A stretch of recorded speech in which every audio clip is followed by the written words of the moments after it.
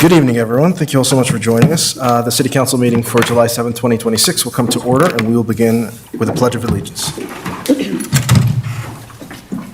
I pledge allegiance to the flag of the United States of America and to the republic for which it stands, one nation, under God, indivisible, with liberty and justice for all. Clerk Beck, could we please get a roll call? Mayor Tapia Vega, Here. Mayor Pro Tem Barnes, Councilor Bollier, Good evening. Councilor Friedland, Here. Councilor Gallegos, Good evening. Councilor Gianola, Here. and Councilor Jensen. Here. Mayor, we have a quorum, and Mayor Pro Tem just joined. Amazing. Are we going to see him on the screen? Or we'll give him a second. That's perfectly fine. Thank you all for coming tonight. Again, we'll begin tonight with public input as we do every week. But being as the work continues with the subcommittee, I just wanted to ask council if there was any objection to the subcommittee taking a few minutes up front, just kind of address and update the council as to what's been going on. Great, seeing no objection, I'll go ahead and get us started. First and foremost, I think I just have to start with a huge thank you for a few people. Our community, of course, this has been a difficult project for a lot of people, and it's been a difficult process. But the only way we really get through this is by working together. So we truly appreciate, for two reasons, I appreciate the community greatly on this. One, because again, it's a difficult thing. It's a difficult issue that we just have to grapple with, but we can't do it alone. We need the community to tell us where we're going wrong, what we're doing right, to give us feedback on what we've done so far. So we truly, truly appreciate the engagement, the continued engagement, the feedback that we get from each and every one of you. So thank you for that. And then for the second part, I really want to thank you just for being as patient as you have been. I truly wish that this is something we could have done in 24 hours and just gotten it in front of and moved on, right? Everyone wishes that, and so many people have told me that I get it. There's a certain sense of urgency. Unfortunately, this is a process that's going to take time, right? I don't know how many times I've heard, don't do anything until you've looked at every possible option. Don't take action until everything has been looked at. Don't leave anything on the table. And I think we have to look at both of those things, and we have to look at the sense of urgency and understand that we want an answer, and our residents want an answer, and plot owners want an answer. While we also want to be thorough, we want to make sure that when we take action, we're doing the right thing for the future of our cemetery and the future of our city.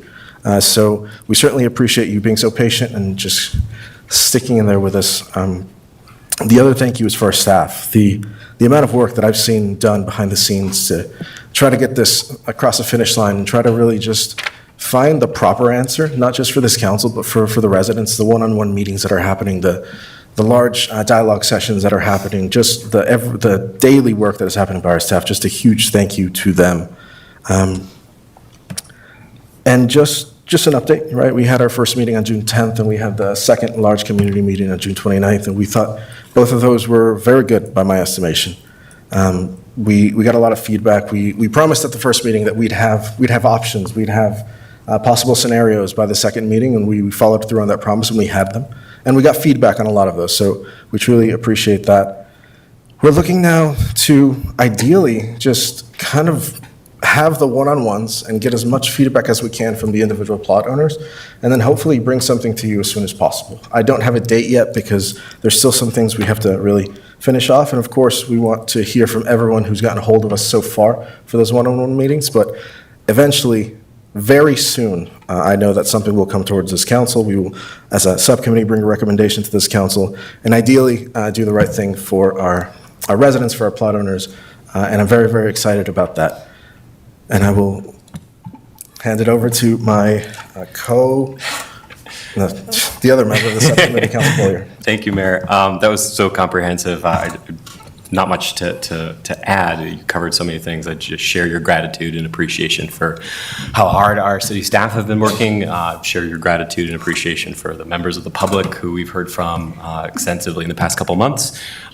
We owed feedback. We provided some answers on the 29th, and there will be more in the near future, as you noted. Still trying to sort that out on the scheduling component. But as we're in the home stretch, I think I would just ask for continued bit of patience. I know we want to get this on the calendar sooner than later.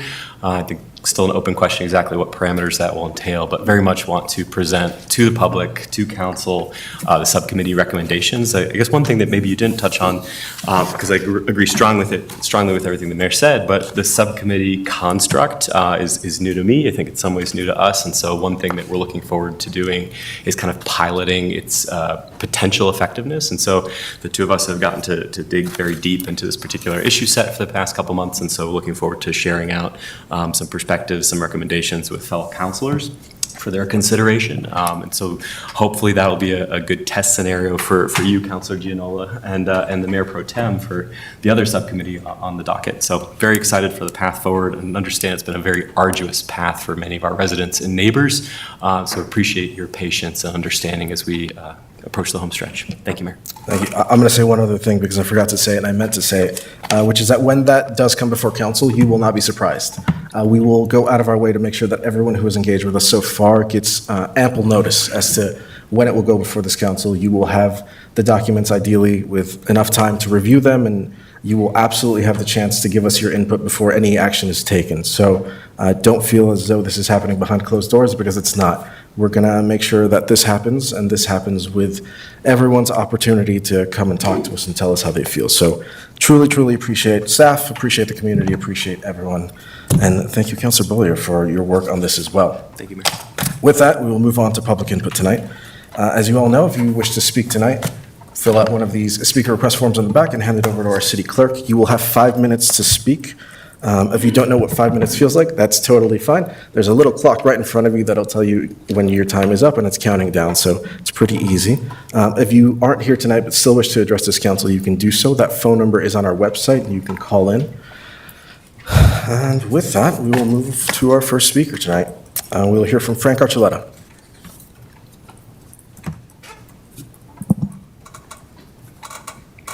Thank you, Council.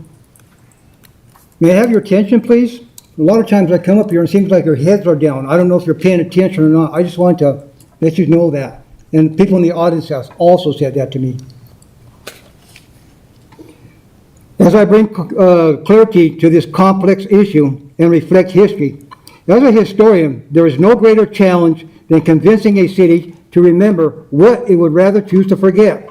As I have shared history for a long time with so many, and how it is remembered and misremembered, and why it matters, I have always spoke the truth with conviction and compassion. As we explore the extremism and racism that has infected our politics from its beginning, the United States has struggled to deliver on the promise of the Declaration of Independence to make our union a more perfect. Race has often been at the heart of these struggles. As we fight for true history to overcome that seemingly intractable problem is still with us. The long struggle with division in our immigrant nation and heroic efforts to heal the wounds. We must understand the present moments in Lafayette history, in life, by looking back at critical times in our history when hope overcame division and fear.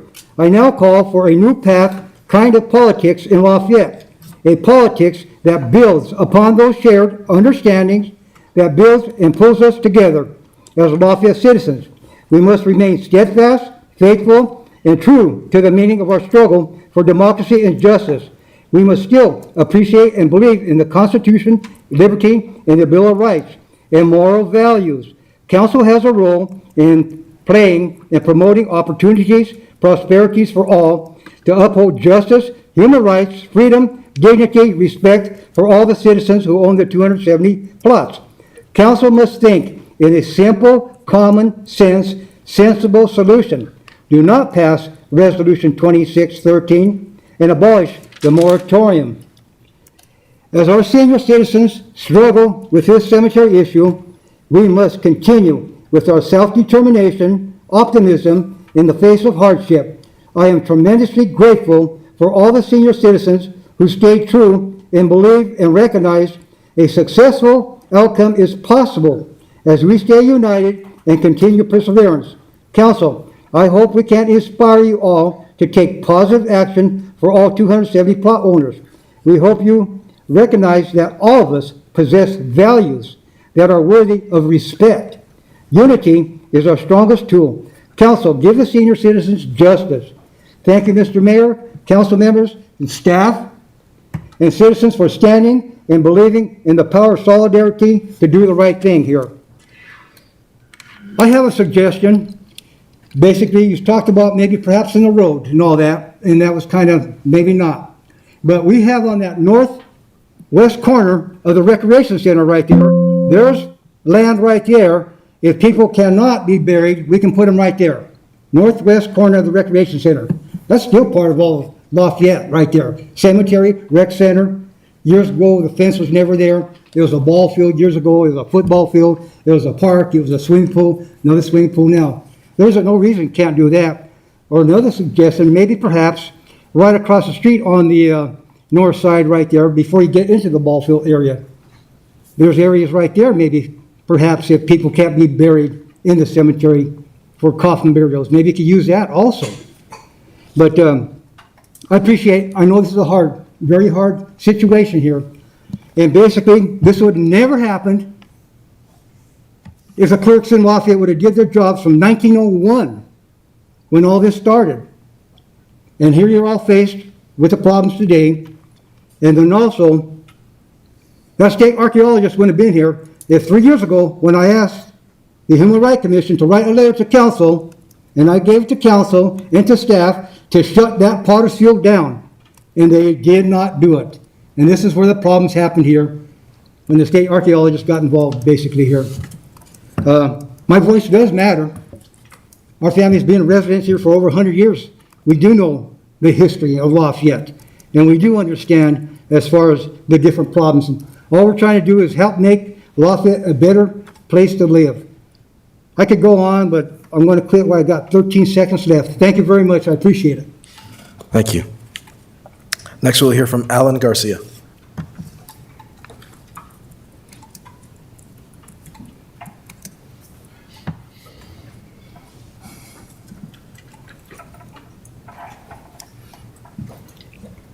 Good afternoon.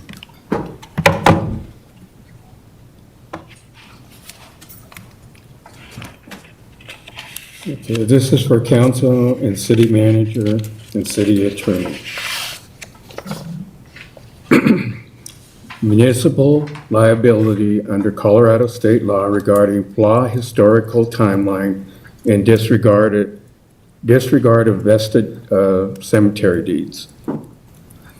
I'm writing this formal letter to address a severe legal contradiction between the City of Lafayette current public assessments and my protected property rights under Colorado state law.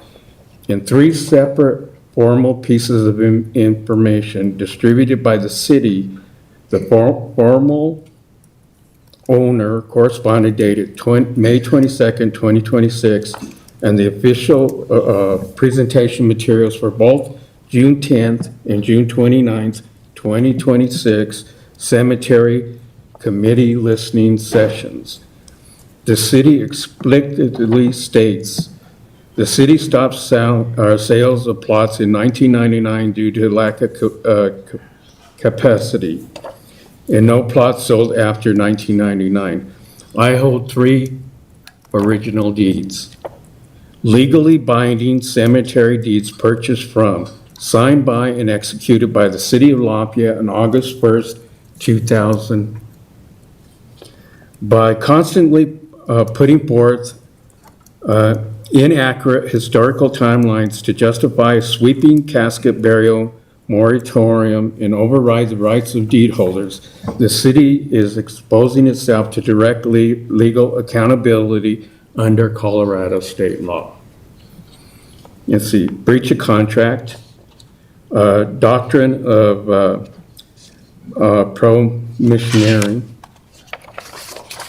Let's see. duty of municipal record keeping. Under constitutional takings, a municipality cannot use its own historical record-keeping failures as a legal mechanism to erase the property rights of citizens. If my plots were left out of your newly generated digital database because your software parameters were set on an inaccurate 1999 threshold, those records must be corrected immediately. I expect a prompt formal written response from the city administration confirming that the city of Lafayette recognizes the legal vitality of my August 1st, 2000 deeds, acknowledge that those plot sales actually continued past 1999, and will fully honor my vested property rights. Okay. This is for the subcommittee. Let's see. Thank you for your time during the public comment period at the recent city council meeting. As a dedicated stockholder in the future of the Lafayette Cemetery, I am writing to formally submit my comments in writing and reiterate my request for a direct written response via email. As stated during the public testimony, I am deeply concerned that the current process being managed by the Cemetery Subcommittee and its hired facilitator, CDR Associates, is actively excluding community voices. Important dialogues and strategy planning sessions are occurring behind closed doors, completely shutting out plot owners and historic families from providing input before these facilitator meetings take place. Given that the city's current direction relies heavily on the SWCA ground penetrating radar survey, which community members have shown contains clear mapping discrepancies and false readings, it is imperative that stockholders' knowledge is integrated into the process before the final options are formulated rather than discussions have already been made. Because I have been excluded from participating in the subcommittee and facilitator planning structures, I formally request that the city provide written answers to the following 3 questions via email. What is the legal and procedural justification for excluding impacting stockholders from the facility and subcommittee planning meetings? What specific mechanism is the city establishing to ensure that community-held historical records, deeds, and mapping corrections are formally integrated into the SWCA radar data before a final vote is scheduled? How can I immediately schedule it? Well, I am right now trying to schedule a one-on-one. Please include in this correspondence in the official public records for the upcoming city council meeting packet. I look forward to your prompt response, and I handed it to the city clerk on email information. Let's see, I'm out of time. And I have some more that I presented to the county clerk for city council, city manager, and city attorney's response. Thank you so much. Next, we'll hear from Pete Salas.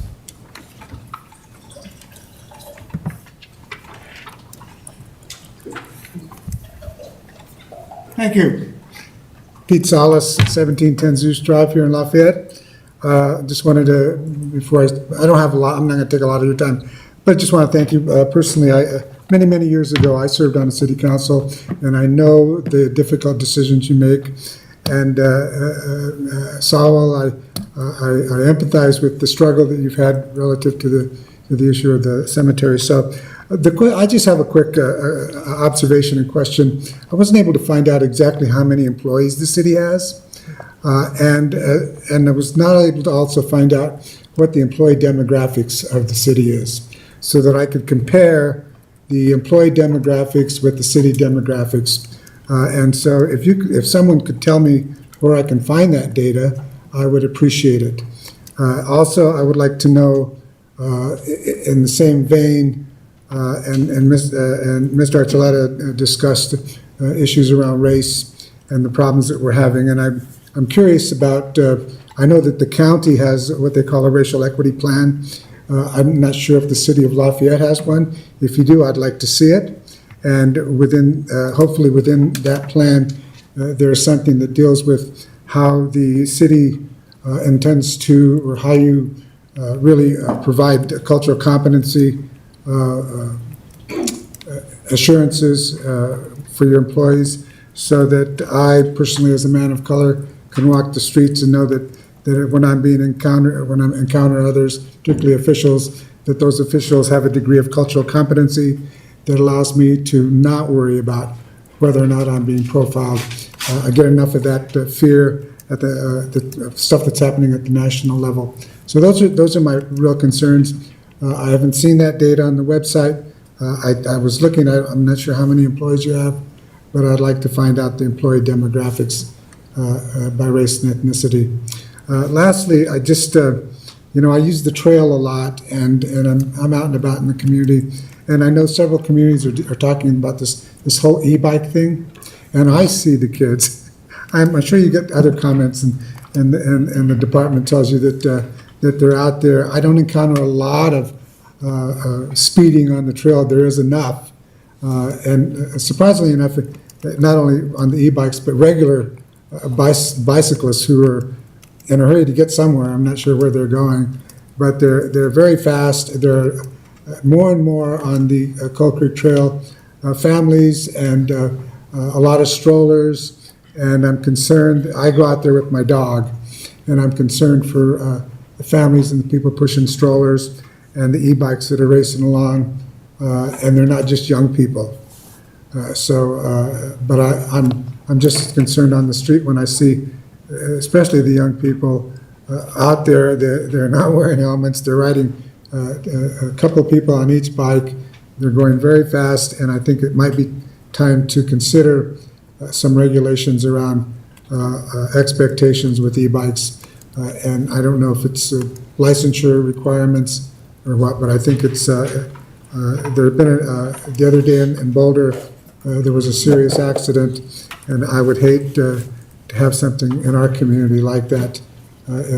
Kids are in danger, and all of you, at least I was a young kid, and I know that sometimes we get a little reckless, but I think as adults and as city leaders, that we have responsibility to do whatever we can to ensure that our streets are safe, and that there are enough regulations in place to kind of curb what's going on with the e-bikes. They're getting really fast, and there don't appear to be any regulations around how fast they can go and who's riding them, or anything like that. So that's my comments for now. Thank you. Thank you. Next, we'll hear from Mike Watson.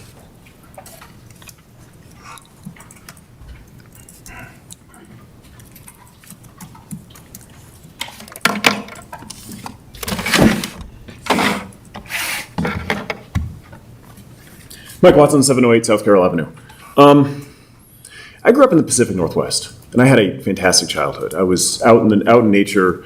I had more frog friends when I was a kid than I had human friends, which probably explains a lot of my personality today. But my point is that I'm kind of the Jane Goodall of frogs. And David, you besmirched their good name, because you're talking about, you use the old adage of like boiling a frog in the discussion over the theater. And that quote comes from a study in the 1850s, where a German scientist lobotomized frogs and stuck them in water and was like, yeah, they boil alive. But the key element in there is that the frogs were lobotomized. A normal frog is going to jump out of that typically when it gets about 29 to 30 degrees Celsius. So if a frog is capable of jumping out of water as it slowly heats up, no matter how slowly you heat it up, what's wrong with us? Because there is a lot wrong with everything that is going on. And I know we can talk about the national level, and there's a lot going on there, and happy 250 America. But we got a lot of work to do. But there's also a lot going on in the city. And I don't think, I hear what you're saying, Sal, about everybody coming together and working, but I don't think things have been as awesome as you're presenting. I think that there's been a lot of missteps from community members, from the council, from the city staff, from everybody.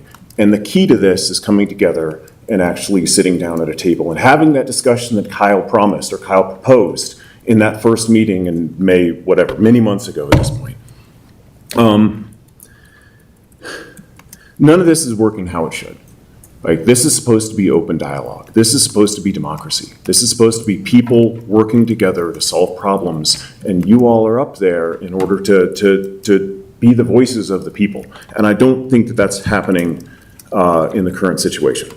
I'm gonna shut up about the cemetery for now, because I think everybody, we're gonna have more meetings. Sal, I'm gonna reach out to you personally later this week and try to sit down and have a talk with you, or propose some ideas, rather. In the workshop last week, talked about finances. And the finance director said that, I mean, looking at the kind of spending habits of the citizens, job market is bad, the economy is doing poorly, but spending keeps going up. And sure, I think her comment, some of this, I'm paraphrasing here, but like, I don't understand what's going on there, but this is the data that we see. And then 2 slides later, she's showing the same data from the city. You know, the city's finances is not continuing to go up. Like, the city is not, the property values are kind of stagnant right now in Colorado. There's not a clear path to balancing the budget. And the city continues to spend money on all sorts of projects. And the one proposal that was put forward to save money directly impacts the people who actually make the city work. The workers over in utilities, the people who fix the roads, who fix the pipes. That proposed healthcare cuts, if you understand kind of how the curve of the salary works, and you got people over here making like $200,000, $300,000 a year, and you got people making $60,000 a year, the healthcare cost is a set amount for everybody.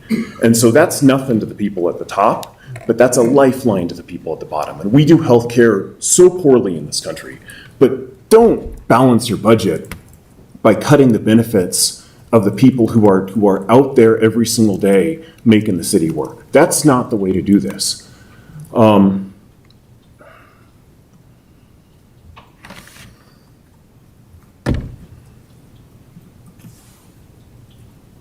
Yeah, I'll shut up there, but there's got to be another way to make the finances balance out. You could start by stopping some of the consultants, by taking a little bit more. I mean, the boiling a frog metaphor is perfect. Like a simple project, like a theater that is rarely used, should not soak up millions of dollars of taxpayer revenue, in my personal opinion. And when we need to save money, that money should come from the people who have the most, not the people who have the least. Thank you very much. Thank you. Next, we'll hear from Roy Johnson. Good evening, Mayor, Council, City staff. No one's happy tonight, talking about death and taxes, the Death and Taxes Council. I'm Roy Johnson, 2547 Sweetwater Circle. Thank you for the recent appointment. Surprise. I'm here representing only my individual viewpoint this evening. I'm talking about taxes. Later in this evening, the city manager's office will ask you to comply with their request to have them prepare a resolution to put a tax issue on the ballot for more property tax for the Lamont Great Outdoors Water Park and facilities. I'm talking fast because the clock's running here. I urge you later this evening to direct the city manager's office to fund the upkeep maintenance updates with effective and efficient management and budgeting instead of a new tax ballot question.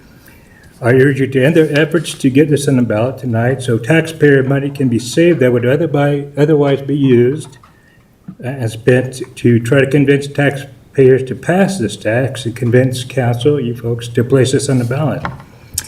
In 2014, voters approved a new property tax for the design, acquiring, constructing, remodeling, and furnishing of the Lamont Dope Park.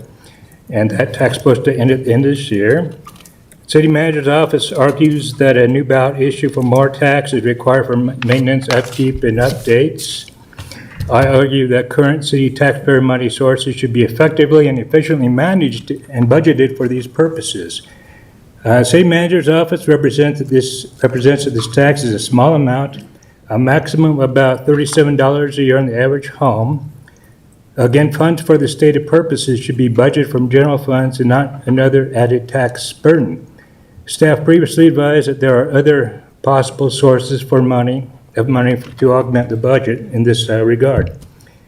If the amount is relatively small, which we'll hear, it's a very small amount, that's a further argument that it should be a budgeted item out of the current funds and not another tax burden. City Manager's Office wants this tax to be a tax in a perpetuity, a forever tax, as evidenced in the proposed ballot language you have in your packet. While $37 a year may deceptively be referred to as a small amount tax in perpetuity, $37 times forever equals a bigger amount. It's a large amount of money. If asked today what would happen if we do not place this on the ballot, I believe the city manager would imply that the necessary expenses would be placed in the 2027 budget. And if asked if it is on the budget, if it's on the ballot, and if it fails, what would the contingency plan be? I believe the answer would be, it would simply be added in a supplemental budget. So please consider asking those two questions tonight. I agree that the water park is a great facility for Lafayette residents and used by appreciated many. That could be used as an argument for a new tax, or it could be used as an argument why it should be budgeted and maintained in the current budget. It is being implied that short of this additional property tax burden that we will somehow we can't keep these facilities. Of course, that is false. The facilities will live on whether or not this tax issue appears in the ballot. The facilities can be funded by by current budgeting and proper management. The city manager has authority to spend taxpayer money to mount a campaign to influence the taxpayers' vote to pay more tax and thus influence council to place this on the ballot. The most affected by this tax do not have the money to fairly present the counter arguments on such a widespread and expensive scale. If you direct the staff to drop this this evening, then the city can save money on brochures, mailings, bond council, surveys, push polling, and staff time to try to influence taxpayers to get more tax money. And that money could be applied towards the water park as well. 30 seconds. So, it may not be much, but as you add, every property tax increment goes up, and it adds up, and it stacks up, and there's got to be a ceiling. There's got to be a ceiling. You can't go on forever, one. And two, for every dollar more property tax, is one less dollar for people to afford to buy a house. If you pay for more tax, you pay for less house. So there's a direct correlation there. My time is up. If we're a few seconds later this evening, you blame me for that. So thank you. Cheer up. Thank you. Next, we'll hear from Ron Spalding.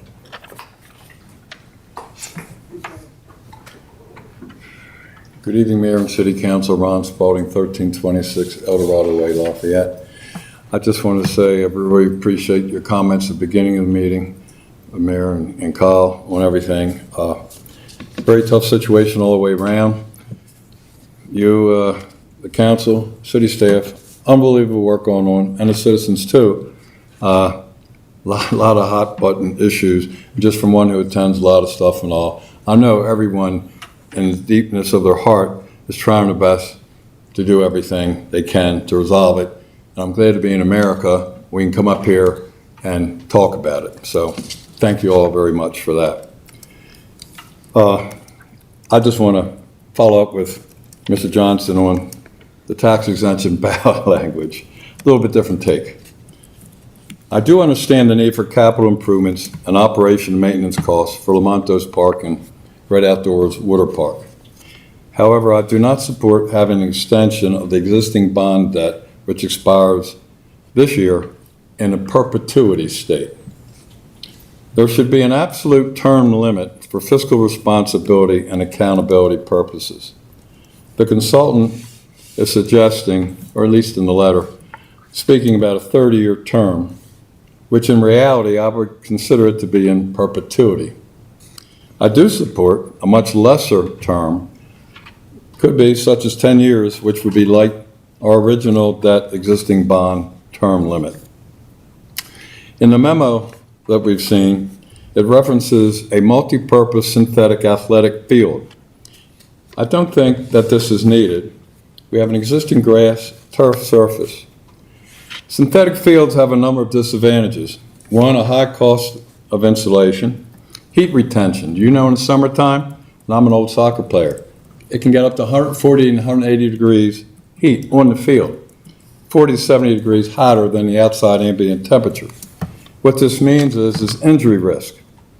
Friction burns when you fall, slippage, and your cleats get stuck in there, which, you know, bad ankles, hard impact compared to the existing surface. Environmental disposal is an issue, and there has been some concerns about cancer causing, but it hasn't been proven statistically yet.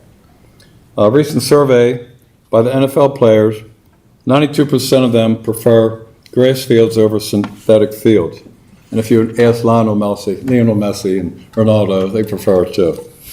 What the city may save on maintenance may come in the form of injury costs to users of the synthetic field, which would be probably the smaller kids and all. So I personally don't think it's worth the cost of synthetic fields. And the other comment about a complete playground equipment, perhaps a change. I'm over there all the time with my grandkids, just over this afternoon. I know things wear out. I don't see anything wrong with it today, but, you know, we're looking out to the future. So a comment, I hope you take the comments constructively, not negatively, but in this and other projects that we've looked at, has the city valued engineers the recommended facility improvements? And by value engineering, I mean, that is, what does the recommended improvement need to do? What's it need to do? And the goal of value engineering is to provide the required function at the lowest total cost without sacrificing safety, quality, or reliability. So you look at the playground, you know, check it out. Maybe it needs a new one. Maybe we don't need everything there. The soccer fields, you know, over there today, wide expanse, maybe we don't need it. But anyway, and I think value engineering can be done on all the projects. And maybe have been, you know, I don't know, you know, the city hall and, you know, everything. And that, probably it's being enacted in the review of all the costs. But that's, and Ray talking about trying to look at costs. I know the staff's looking at all the costs. You look at the budget, it comes for you. You can't nickel and dime everything, you know, but, you know, maybe a deeper look, maybe not. So I know the city council will give serious deliberation to this bond extension proposal in light of, we all know, the recently improved $76 million capital bond for the new 3 city facilities, and increases, 20% of water bill increases, you know, and that'll be going up over the next couple of years because we need it. Property tax increases, not under your control. And as Councilman Jensen said, and we're all looking forward to, the state and county proposed bond initiatives. And I know it's been spoken of to look at everything. So with all that going on, a whole ball of wax, I know you'll do a good job looking at it. And please take these as constructive comments. Thank you. Thank you.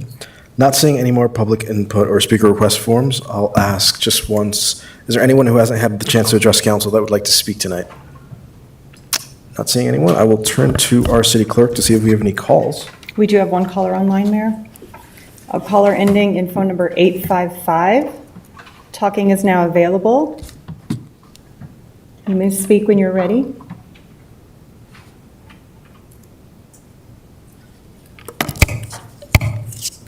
Phone number ending in 855. Press *6 to unmute.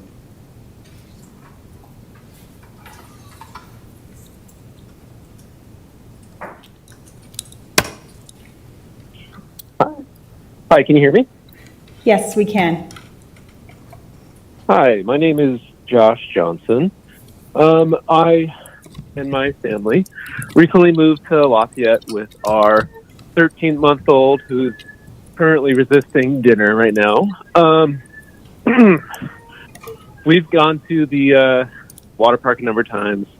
It's a great amenity. We love it. And, you know, when I was reading about this issue, I started to consider, like, what's the total cost to residents on the property tax, and you know, $36 per year is really not that great of a thing to pay for such a great amenity that, you know, I think I read that 1,000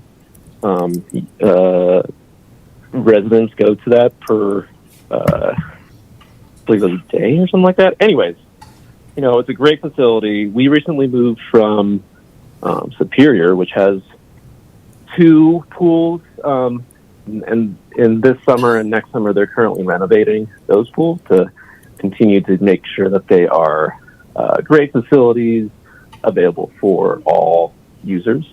And really, you know, as a young family who plans to be in Lafayette for quite some time, we're really excited to take advantage of the pool, and we hope that the pool continues to be well kept, well ran, and well upgraded, you know, as we continue to go to it for many, many years. And so, yeah, that is our feedback on this proposal. And this is my first time making public comment at council. I don't believe I need to take the full 5 minutes. So that concludes my comments, but please let me know if I need to fill the full 5 minutes. Thank you. Thank you. That was the only call, Clerk Beck?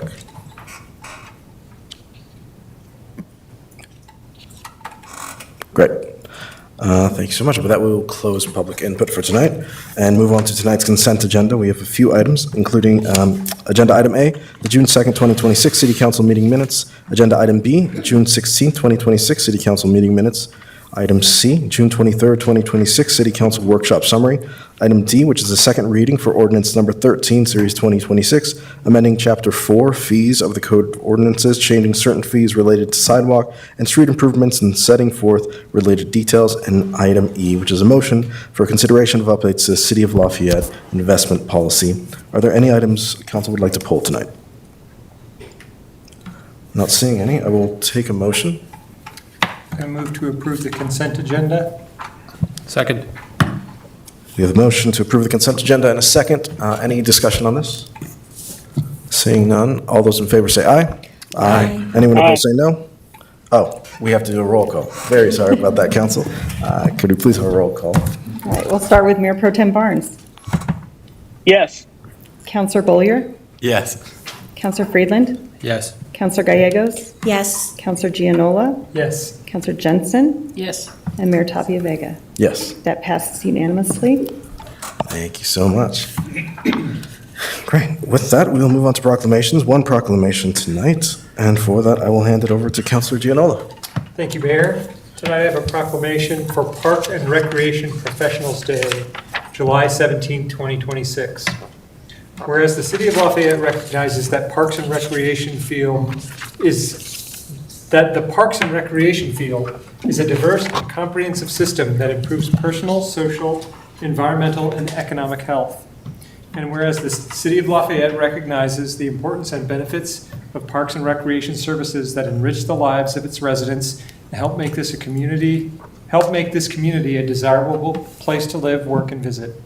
And whereas the City of Lafayette supports the skilled work of park and recreation professionals to strengthen community cohesion and resiliency, connect people with nature and each other, and provide and promote affordable opportunities for healthful living, social equity, and environmental sustainability. And whereas the City of Lafayette values the essential services that park and recreation professionals and volunteers perform to provide recreational and development enrichment for our children, youth, adults, and older adults, and to ensure our parks and recreational spaces are clean, safe, inclusive, welcoming, and ready to use. Now therefore, the Mayor and City Council of the City of Lafayette, Colorado do hereby proclaim July 17th as Park and Recreation Professionals Day in the city of Lafayette and encourage all residents to explore the great park and recreation offerings in Lafayette. So moved. Second. Great, we have a motion for Parks and Recreation Professionals Day and a second. Any discussion on this proclamation? Councilor Gianola. Yeah, just thank you to our park and recreation professionals. We have a couple here tonight. Appreciate all the work that you do and the rest of the staff on your teams. Any other councilors? Saying nothing further, can we please get a roll call vote? Clerk Beck? Counselor Bollier, Yes. Friedland, Yes. Gallegos, Yes. Gianola, Yes. Jensen, Yes. Mayor Tapia Vega, Yes. Mayor Pro Tem Barnes. Yes. That motion passes unanimously. Fantastic. Thank you all so much. That concludes our proclamations for tonight, and we move on to regular business. One agenda item under regular business, and this is the public hearing and second reading on ordinance number 12, Series 2026, repealing and reenacting Chapter 30 and repealing Article 3 of Chapter 45 of the Code of Ordinances, adopting by reference codes regarding building, residential, fire, existing building, plumbing, fuel, gas, mechanical, swimming pool, and spa property maintenance, energy conservation, electrical, and wildfire resiliency. This public hearing was noticed in the Daily Camera on June 21st and June 28th, 2026. Before we do open the public hearing, we'll have a presentation from staff.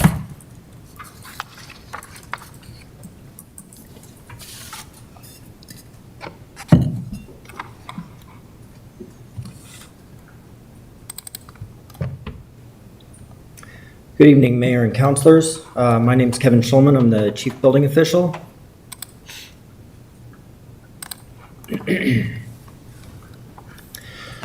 So we'll start with the objective, which is to present an update on the building code regulation challenges and request City Council approval of the ordinance. We'll start with a staff presentation, followed by council questions, public testimony, council discussion, and then the proposed motion language. So the building codes, which are known as the I-Code package, are produced by the International Code Council, and they update once every 3 years. The intention of those updates is to allow for new technology as well as clarifying previous language that's either vague or not relevant anymore. The updates are approved through a consensus process by specific committees on a national level. The latest version that Lafayette adopted was the 2021 code package, which was adopted August of 2023.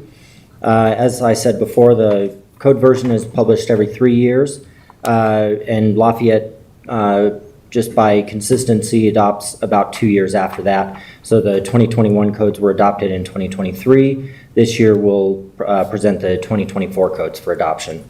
These codes also include local amendments based on local conditions and processes, including work with the Boulder County cohort, which is now led by Dr. Cog.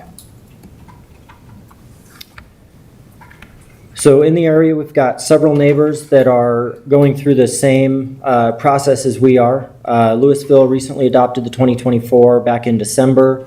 Broomfield adopted the 2024 back in April.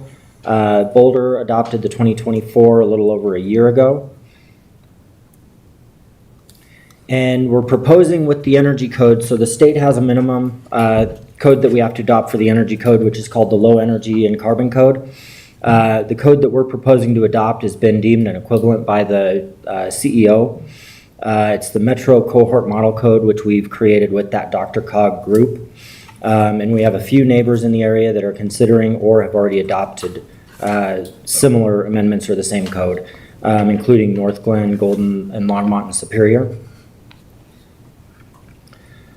So for the amendments, we've consolidated the administration and scope of each of the codes into one code, which will be housed in the Lafayette, Colorado Building Code. And the purpose of that is to clarify processes from vague language that appears in the vague code or in the base code. We'll also clarify our processes so they're a little more streamlined for the public to understand and be able to work with the city on. And hopefully not feel surprised by requirements. We'll adopt the 2026 NEC to align with the state. We'll begin requiring window replacement permits, which was something that the city building division stopped doing in 2028 and 2019 when we were inundated with roof replacement permits after hail events. We'll begin requiring permits for radon systems for new and majority remodels, and we'll eliminate an exception for existing developments for fire sprinklers. So now fire sprinklers will be required in all new residential, single-family, two-family, and townhomes. Energy code amendments.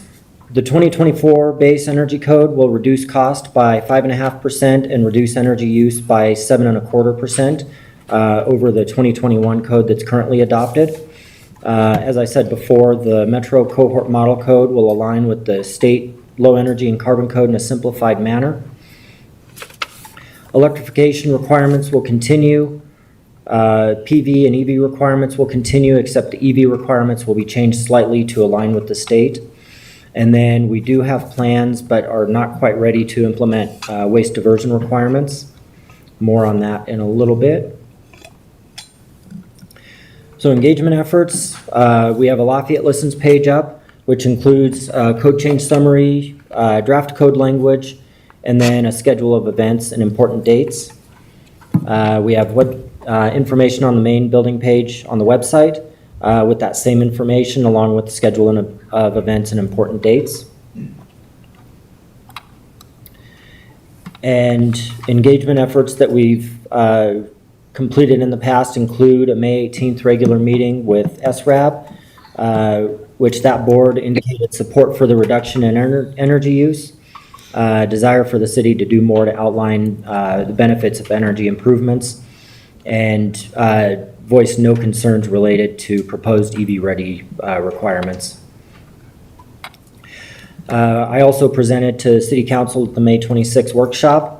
At that time, Council indicated support for the energy code and sustainability improvements, and then questions about compatibility of the energy requirements with the other codes, and concern about the cost of new requirements on existing building upgrades. I engaged with Planning Commission. The day after, Planning Commission voted 6-0 to recommend approval of the building code as drafted, and also had questions, comments around the following subject: staff resources, cost and affordability, code complexity, and future waste diversion requirements. Notable dates going forward, assuming this ordinance is approved tonight. Staff will spend July preparing the website and public guides for changes, and then the effective dates for the new code requirements will be August 1st, and this date will apply to all permits that are submitted on or after this date. Future plans. Staff is in the process of hiring an energy code compliance specialist, which is funded by a Dr. Cog grant that the city received last year. That position will aid existing staff with energy code, plan review, and inspections. We'll also research strengthening energy code amendments and policies, aid staff with diversion requirements and future implementation, and will help to create the 2029 code adoption package, which will be based on the 2027 iCode package. Staff's also working with a regional group to create the requirements for the construction and demolition waste diversion, and these requirements are expected to be adopted or brought to the council for adoption sometime between the 2026 and 2029 code cycle. Questions? Great. Questions from council? Councilor Giannola. Thank you, Mayor. I know you said it, that these go into effect on August 1st.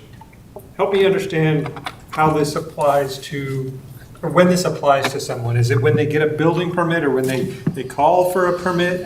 I just want to get a little more clarity on that. Sure. It's when the application is submitted and formally accepted by the city. So when an application can be accepted by the city, it includes the application and then any relevant documents. So if it's not complete, then it's returned to the applicant for revision. And then when it is complete and ready for review, now it doesn't mean it's ready for the permit to be issued, but it just means that all the documents are there so that staff can review the application package.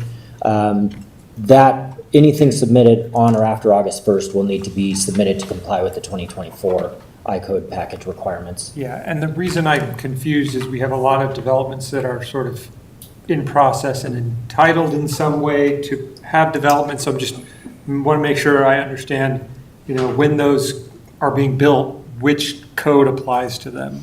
Sure. So if there's a development that's submitted for a building permit and it's under review on or before August 1st, then it'll be under the 2021 code package. And that doesn't apply to the development or entitlement process. It's all about when the building permit itself is submitted. Perfect. Thank you so much. Sure. Councilor Jensen.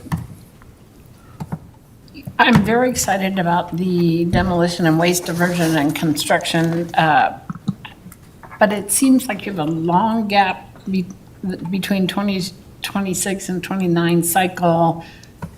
Why the uncertainty and the large amount of time in that? The reason for that is so that we can properly research and come up with the requirements that are going to work.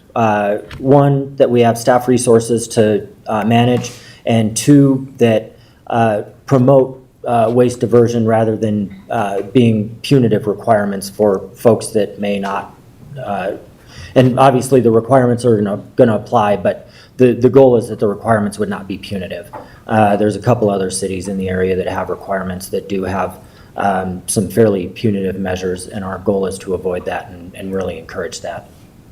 And is there some infrastructure that we as a city would have to have in place for helping people, let's say, dispose of concrete or things that you can't just, put in your recycle barrel? Do we have something we would have to do to help make that work? That's part of our research. We understand that there's end users in the area, not necessarily in Lafayette, but part of our research is to figure out, so that we're not just creating the requirements and then telling an applicant, go figure it out, being able to tell people, okay, here's, one or two different places that you can take this recyclable waste to. Right, thank you. And then I had one other question. Following up on Councilor Gianola. So any project that's already in the works is going to be using the older code. But if it is an annexation, right, we as council could encourage or ask for the applicant to meet newer codes isn't it possible we could do that? That's more of a legal question, but as I said, it all comes down to when the building permit itself. I'm not aware of anything that we're annexing right now that is going to be ready for a building permit submittal in the next month. Anything that is going before council between now and August 1st could be in the running, or anything that has gone to council before could be submitted under the 2021 codes. But generally, applicants are not approved to submit for a building permit until the project has gone before council. Thank you. Okay. Any other questions from council? Councilor Bowyer. Thank you, Mayor. Too quick, I can't wait to vote in favor of this. This is very exciting. So in another life, I worked at USAID, and one of the things we did was disaster response. And just looking at the catastrophe in Venezuela as a result of insufficient building codes, and just thinking this is truly important, and I think oftentimes we give it short shrift. So just tremendous appreciation to you and the team for your work on this. And the question I have is, what are you excited that's coming down the pike for us to adopt in the future in terms of innovation or the every 3-year cycle for the I-codes? So most of the language that's in the new code doesn't move the needle too much.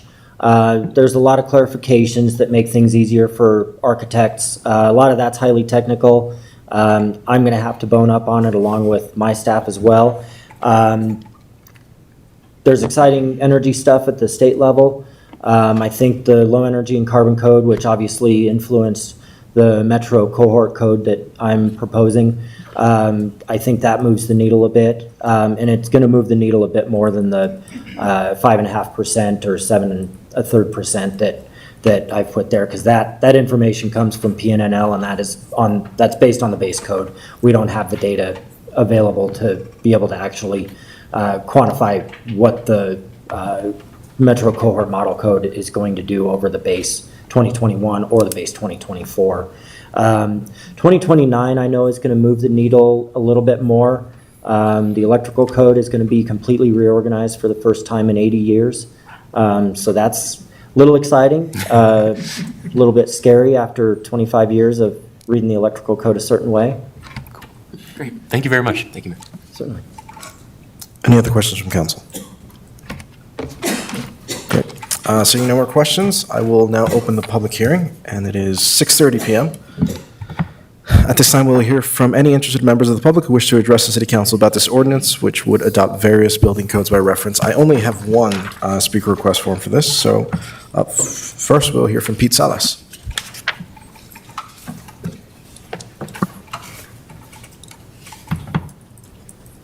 Pete Salas. I apologize to the council. I thought the public hearing was going to be on the parks issue, and so I didn't realize I could have talked about that earlier. But so I have nothing to say about this ordinance, other than I know it sounds like it's something that really needs to be done, and the work that needs to go on as it relates to our infrastructure.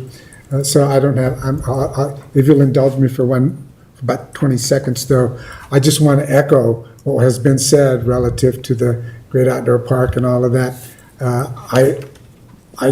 I personally have an issue because I am retired on a fixed income, and it was alluded to earlier. Some of us, I'm tired of being nickeled and dimed to death with taxes. You passed this last one, and my property taxes went up. The county's considering some other stuff, so hopefully this ordinance won't, that you're considering now, won't be another burden in terms of costing some of us who've been here a long time additional taxes. So, but I know that work is important, and I wholly support efforts to improve our infrastructure and the ordinance per se. But again, I'm not sure if I'm going to get another opportunity to address relative to the ballot language that on the other thing that you're proposing. So thank you for indulging me. Thank you. Seeing no other speaker request forms, I'll just ask to make sure, is there anyone else who would wish to address council on this ordinance that would adopt various building codes by reference? Seeing none, I will just check if there's any calls. No calls. Okay, we will close the public hearing at 6:33 PM. And bring it back to council discussion. And I think it would actually be easiest, we're going to discuss, but if you wouldn't mind moving forward to the motion slide, just so that's on the screen for us.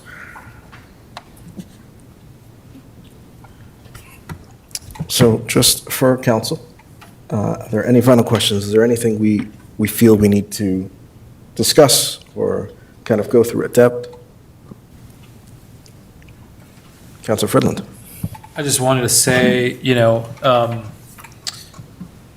I think when we have these presentations, we get to see our staff in action, and I'm always impressed. And this is a good example. Really impressive, great presentation before. And I know a lot of the work that went on with Dr. Cog to get the model code in place. I'm sure that took a lot of time as well, and I'm glad that our staff was able to be a part of that, because I think probably provided a lot of value in that exercise. So I'm really impressed by this. I think it takes us a good step. I probably wish we would go a little more aggressive with the energy efficiency and with waste diversion, but of course I would feel that way. But I do think this is a great step, and it sounds like it was well thought out. And so I'm really impressed by this, and I'm planning to be very supportive. Great, thank you. Anyone else from council? Mayor, I would just second everything Councilor Fridland said, and I'm just very excited for the 80-year electricity update. So I don't know if I'll be here for that one, but I'm looking forward to it. So. Great. Is anyone willing to read the motion? It's a long one. I got it.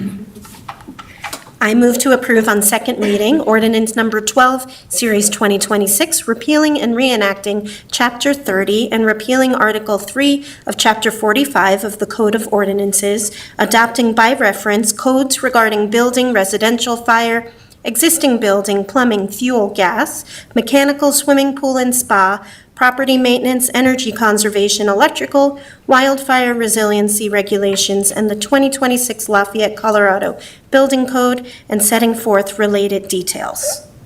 Second. We have a motion, we have a second. Any discussion on this? Seeing none, can we please have a roll call vote? Counselor Friedland, Aye. Gallegos, Yes. Gianola, Yes. Jensen, Yes. Mayor Tapia Vega, Yes. Mayor Pro Tem Barnes, Yes. Counselor Bollier. Yes. That motion passes unanimously. Great, thank you so much. That closes regular business for tonight. We will move on to our single presentation tonight, which is the Lamont Does and Great Outdoors Water Park Tax Extension ballot language. I will give them a second to set up and then hand it over to our CFO.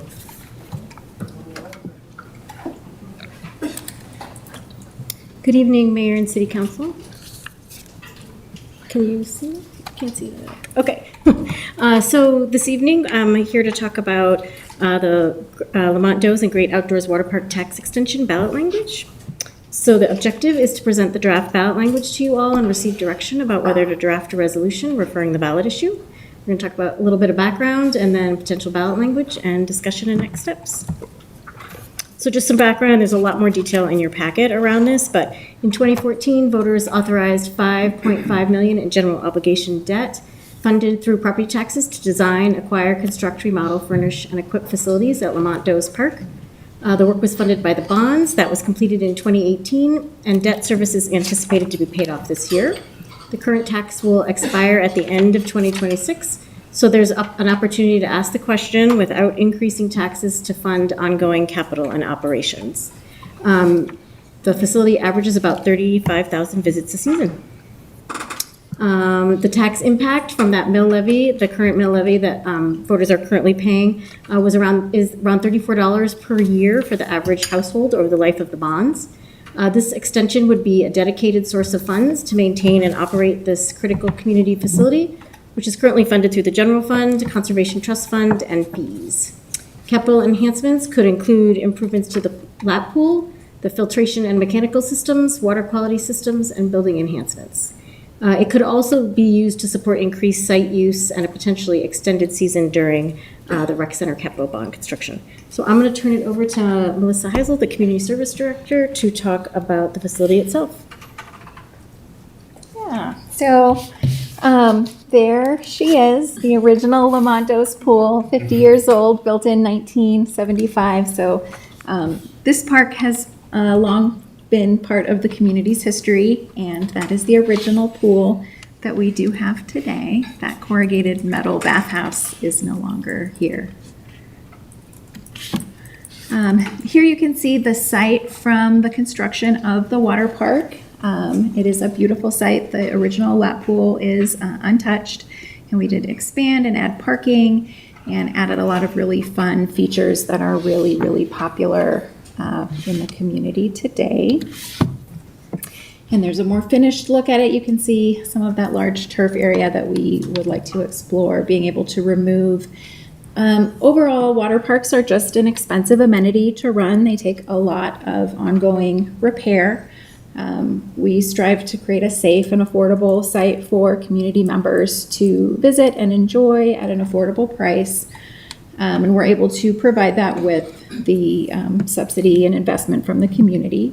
So additional funds would help us support those costs at this facility and at many others. You can see in that aerial view the playground equipment at Lamont Does, which is still currently functional. It was replaced in the early 2000s. We do have to replace component parts of that regularly, and some of those are becoming unavailable and just out of stock just due to the age. So just the nature of facilities of this site, there are pretty extensive costs.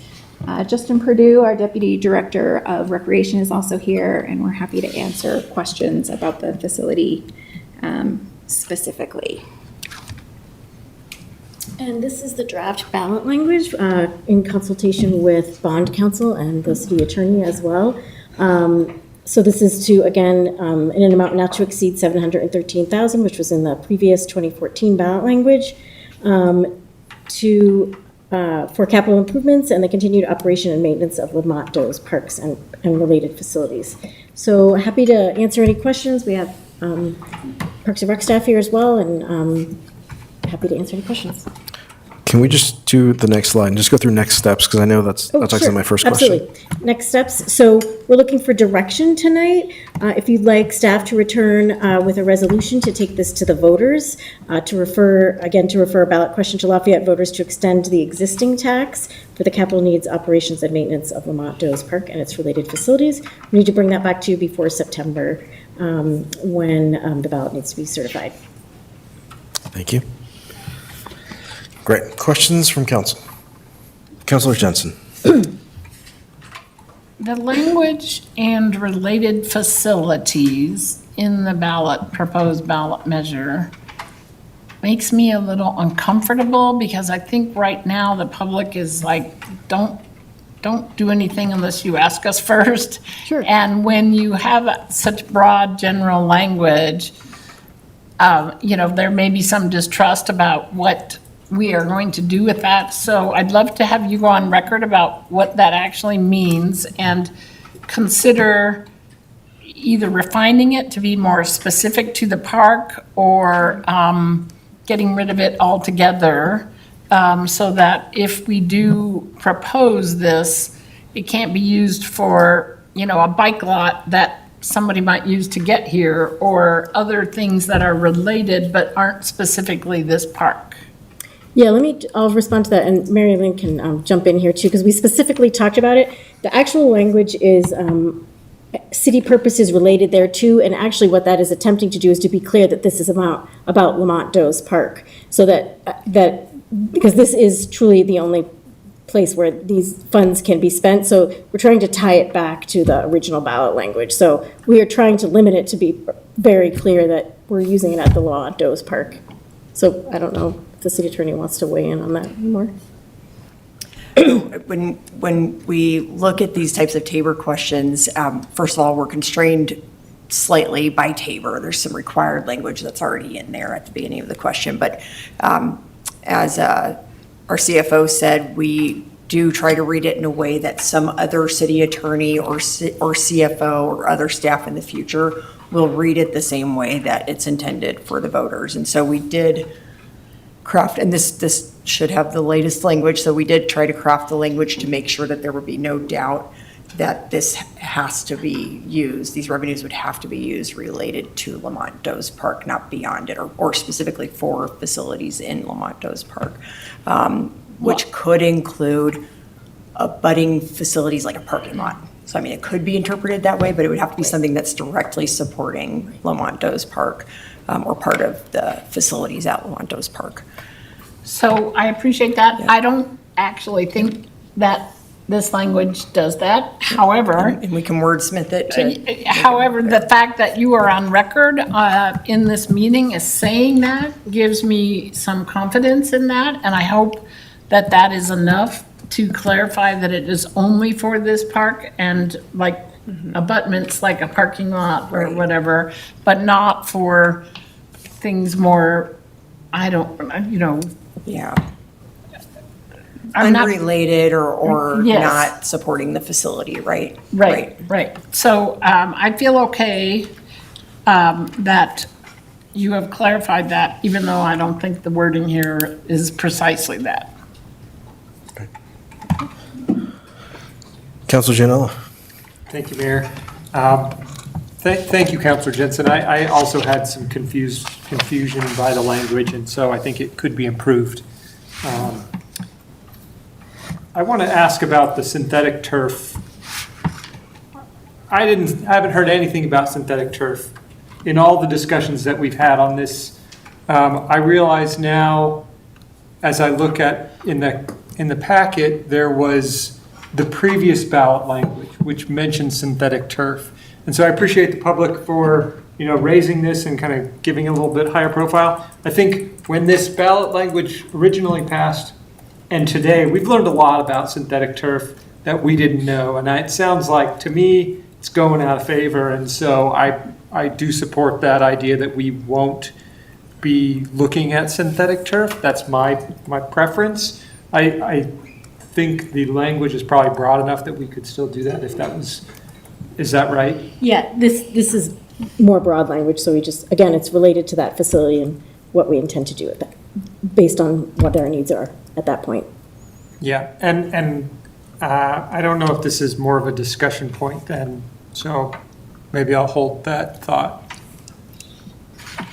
Councilor Fridland. Thank you so much for the presentation. So the way I'm reading this, we would put a question on the ballot that would be a tax that would support one park in our community, right? Montes. Is that, do we have other taxes that support just one park in our community?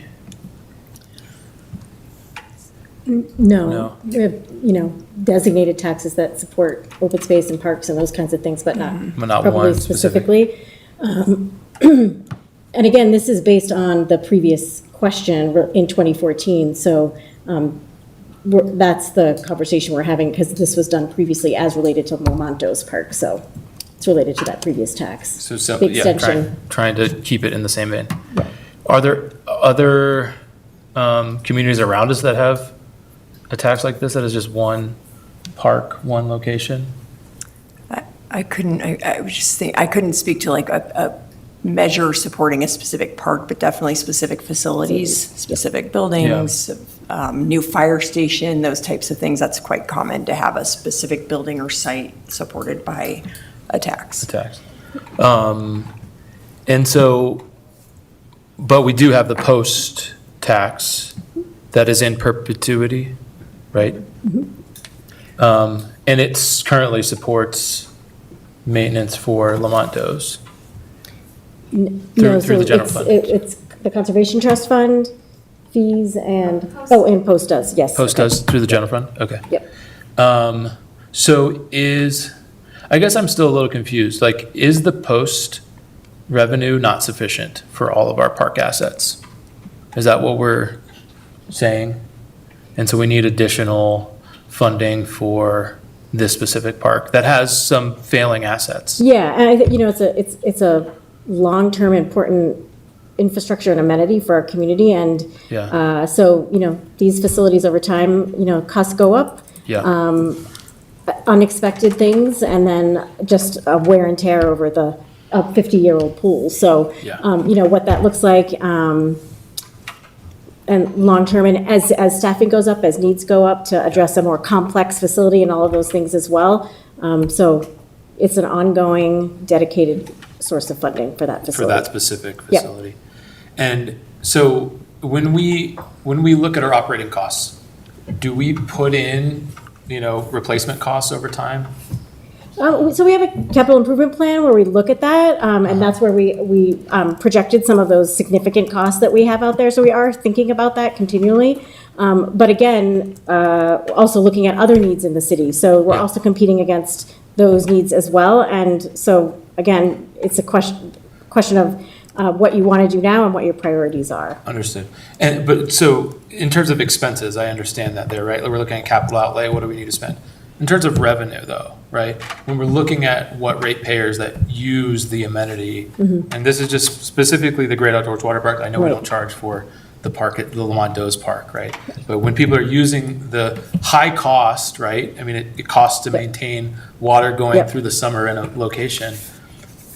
Don't we put in the fees that we're assessing some thinking around replacement costs, maintenance and replacement costs? We do, right?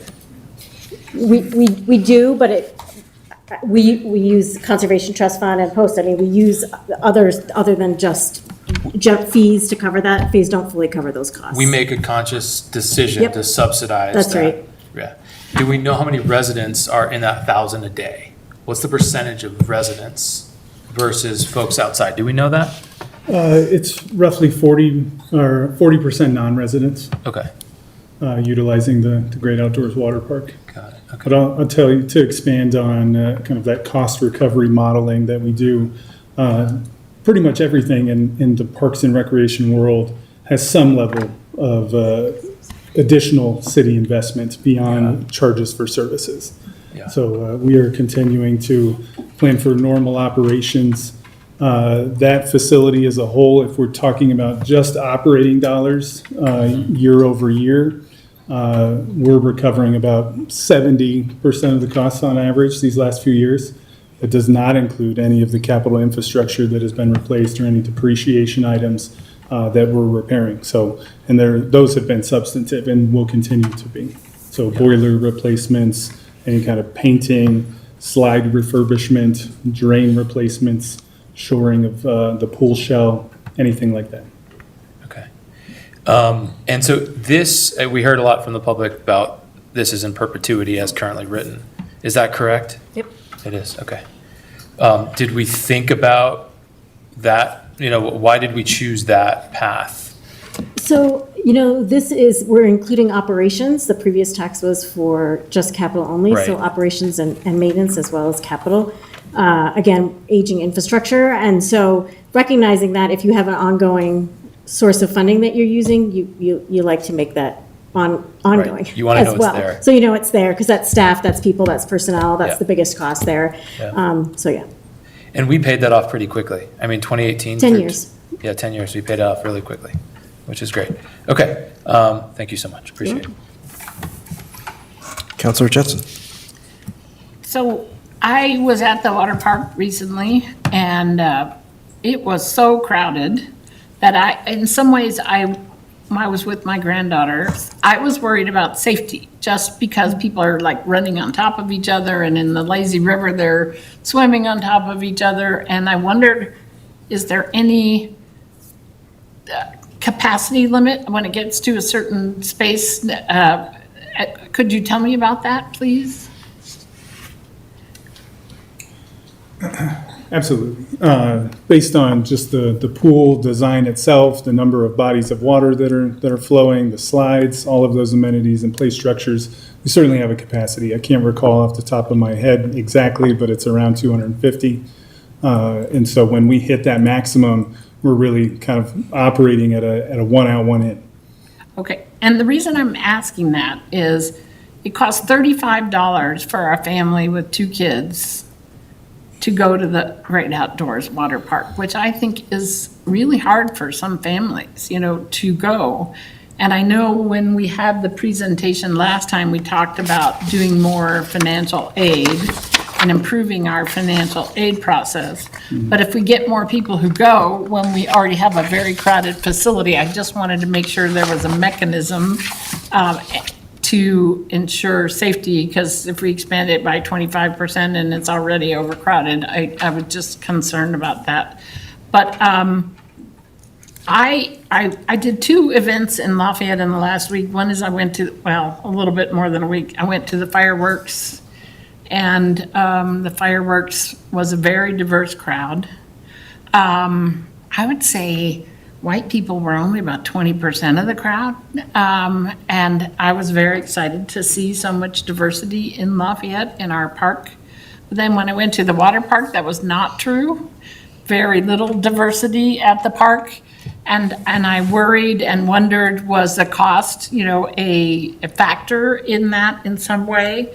So if this goes forward, I would like to see something that actually expands the number of people who can access all of our, I know the program that we're talking about expanding isn't just for the Great Outdoors Water Park, it's for all of our parks and recreation programming. But I would like to see that expanded, because I fear that we have priced some people out of being able to use our services. So for me, that's a kind of a bar. If we are not going to make commitments to that, I don't know that I would want to support this, because I feel like it's for people who can maybe afford to go somewhere else. But if we are doing it in such a way that we are creating help for those who can't afford it, then I'd be much more supportive. So that's just sort of my comment on that. Can I respond, Councilor? Yeah, please. We are working on kind of redesigning that financial assistance program. It's been called a reduced rate program. It's not something we've fully figured out exactly what it's going to look like, but I can tell you currently, it's an administrative burden to try and vet that economic need, the income that, and we want to be very careful in managing that personally identifiable information. So we are working on a partnership with Sister Carmen to help vet that, but also really looking at, give you the ballpark figure that we have in our minds right now, but $200 annually to someone who would qualify to use at their leisure, and that's for every single individual in that household. So if it's a family of 4, you're talking about a significant sum of money, $800, where that would essentially be gifted by the city, us as an organization. We're also in conversations with the Play Boulder Foundation.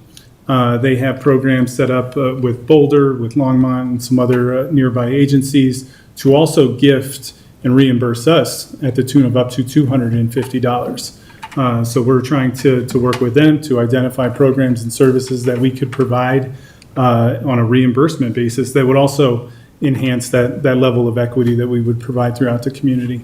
And they would be able to choose at their leisure and on discretion what they tap into, with a few exceptions, something like personal training that's a little more privatized, one-on-one, not really for the benefit of the community as much, it's more for the individual. Those services would be excluded, but generally speaking, a lot would be included. And what is the timing of getting that all wrapped up and implemented in the community? We're hoping to wrap it up this fall and really roll it out January 1. Councilor Bullion. Thank you, Mayor. And thanks, y'all. I really appreciate the presentation. I'm struggling with this, so I have a couple comments and a couple questions, because this is a lot of Sturm and Drang about a dollar figure, 713K, that is less than the average cost of one home in Lafayette. Just sitting with that for a moment. Second, $36, $37 a month per house. A year, annually, $36 annually. Yeah, sorry, what did I Yes, say? You said a month. I apologize. Okay. Thank you. That is less than the cost of a tank of gas. So while I fully stipulate and respect the folks who are talking about taxes in perpetuity, I think that's a very fair point. The amount of money under consideration, I'm kind of struggling with. And the other piece of that I'm struggling with, and I'll build to my question, is in 2014, I just looked this up to make sure I had it right in my head, ballot initiative 2B passed with 6,102 votes for, and 5,755 against, a discrepancy of 347 votes. Now, we've heard from a number of members of the community their opposition to this draft ballot language. We heard on the phone this evening from a member of the community in favor of the park. I guess I'm reticent to go too far down the road for something that is potentially likely to fail, spend a lot of time and money trying to get it over the finish line, and then it coming up short because we just passed the 76 million bond last year. So I guess my first question for y'all is kind of the politics of this, your read of our community. What do you think is likely to happen? And then the second part of that, and I please spitball and opinion as much as you will, is that if either we decide not to move forward with this or it fails in November, what do we do with the park? How do we cover the discrepancy, which again is an infinitesimal amount of money? Great questions. I can't speak for the community. I would not venture to do so. I think you as policymakers and our legislative body have to decide what you want to put forward. As staff, we certainly have our insight into operations and what we would put before you and recommend, and I think that's what we're doing now and having that dialogue with you all. I really can't put that completely forward. And then, if something doesn't go forward, we certainly will do our best to figure out. But I can tell you, that we passed a large bond issue to spend $34 million on the Bob Burger Recreation Center. And I really hesitate to not fund our infrastructure appropriately. There are nearby communities who are struggling with this to fund their infrastructure because of, let's just say, the lack of foresight to plan for depreciation in value and for some of those projects. And so we would do our best with the funding that we have, but that could impact the level of service. Thank you. And just to sort of build on that, I appreciate that. In my conversations with community members, and again, we've heard from some this evening, and there's a fair bit of chatter online, I'm just going to kind of point out what I'm seeing. There's a real discrepancy between younger folks in Lafayette, and by that I'll term under 50, and particularly folks with families and kids who are broadly extremely in favor of this. It's a community amenity, as Councilor Jensen noted. There's a great many kids there having a blast, and then I think a very fair concern among older Lafayette residents in terms of the tax burden, in addition to property taxes and other things. I would feel much more comfortable if this was a substantially larger sum of money, but I understand because of the mill levy, it can't be. So I'm kind of wondering, particularly for our CFO, is the juice worth the squeeze here? Yeah. I mean, $713,000 annually to support the Great Outdoors Water Park is absolutely a significant revenue stream. Absolutely.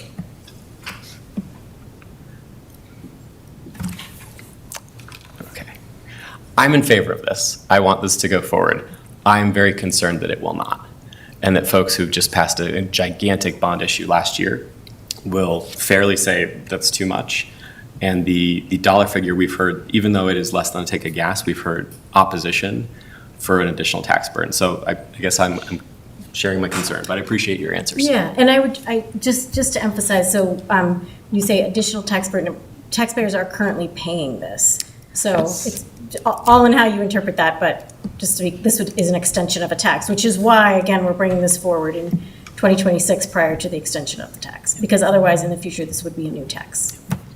Thank you. Thank you, Mayor. Councilor Gianola, did I see your hand? Yeah, thank you. So $713,000 annually, is it a lot? Is it a little? What is the current operating expenses of the let's say the Lamont Does Park? Do we have a rough sense of what this covers? I can't speak to Lamontos Park, but operating expenses for the water park are, I want to say, around $450,000 annually. Okay. Okay.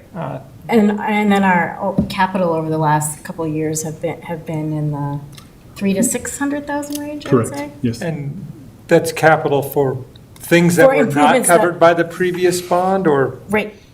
Okay. Correct. Okay, so we're talking about an amount of money that we have a plan for, essentially. Yes, and one that could potentially be leveraged. In your packet, it's $2.8 million approximately or more to replace that lap pool, that entire shell, the decking around it, all the plumbing, the mechanical filtration systems. So that it's certainly expensive to operate pools, but we continue to have infrastructure needs, replacement needs, a boiler quite literally lit on fire this year, just before we were looking to have folks in the water at the water park, and that's $50,000 right there. I guess when you say, leverage this, can you help me understand the limits to what makes that possible? This is perpetuity. We previously leveraged a bond measure, which this would be replacing, to fund that Great Outdoors Water Park, but that was a 10-year. Now we're looking at perpetuity. How is that different? Do we get different leverage because of that? I can't speak to the accounting principles and those that are generally accepted practices. Maybe the CFO can. However, I can speak to grant funding sources that are a little more narrow in scope that are available, something like Great Outdoors Colorado, that utilize lottery proceeds, and we have our Conservation Trust Fund that we have been historically funding a lot of these projects through. But we can apply for those competitive grants and potentially roll over funds year to year to have a greater leverage because there are matching requirements associated with those. Mm-hmm. Okay. Any comment about the perpetuity versus like a 10-year period? Well, I guess I would say, we have some significant capital needs, and so, $713,000 other question about, is it too little, too much? I mean, it is a significant amount of money, recognizing that you're also going to want to save some of that and then over time be able to support your capital needs. So, I mean, I guess that, so we need that long-term stream of funding, and recognizing that it is just it's aging infrastructure. So you're going to continue to have these expenses, these costs. And so that's ongoing. That's why you really look at the in perpetuity. Yeah, and I guess I'm just trying to understand or get some clarity on this, to whether I can support an in perpetuity or a 10-year, 15-year, 20-year, something that, I think there was a member of the public who said, being financially responsible. Like, we don't just have, an infinite stream of money coming in necessarily. And, rightly so, we may not want to plan for that. Right. We may want to think about that. Yeah, and if you did want to limit it, I would say, 20 to 30 years maybe. If you can have some financing stream a little bit longer term, so that you could pay for some improvements up front and be able to pay that debt over time, so that you don't have to pay the costs later as they rise over time. Yeah. So that's the benefit of having not just the 10 years, is so that you can finance against that and potentially do some of those longer term capital projects. Thank you. Just maybe one other question, I think, for the city attorney. What is the process? Let's say in 10 years we have this perpetuity. What is the process for removing such a tax from the burden of the city of Lafayette residents? The city council could pass an ordinance to remove the tax. It would not require another election to end the tax. Okay. That is helpful. Thank you so much. Great. We'll get into discussion at some point, but I just want to make sure there are no questions. Councilor Gallegos. No question. I'm just personally struggling with this. I love our water park. I bring my kids all the time. I love that mommy bloggers also love our water park, so they're coming and filming and posting reels and sharing about it, and they're bringing in some members as well. The thing I'm struggling with is that original ballot question back in 2014 said 10 years, and I'm wondering if that 10-year expiration date may have swayed people's decision on our most recent capital improvement question. And I just wanted to share that. No real questions. Okay. I think we're ready for the discussion around this. Councilor Jensen, did you have something? No, not a question, discussion. Go for it. Why don't you start us off? I really generally object to in perpetuity tax increases. And I think the voters in 20 years may not want this, and they may be different than the people today. That maybe we become so expensive in Lafayette that nobody with kids can afford to live here, and the park is no longer valuable to our community. So in general, I think it's just sort of undemocratic to do things in perpetuity. So I would be in favor of looking at some other time frame if we are going to do this. And I do think it is a well-used community asset. And it's clear that people love this park just by how many people go there. And I think it would be a shame to have that asset not be in good shape and to be, deferred maintenance where it's going to cost us more money in the long run.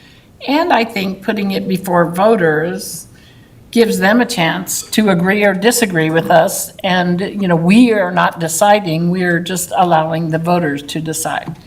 I think this ballot year is going to be really tough to get voters to focus on anything because there's going to be so much on the ballot.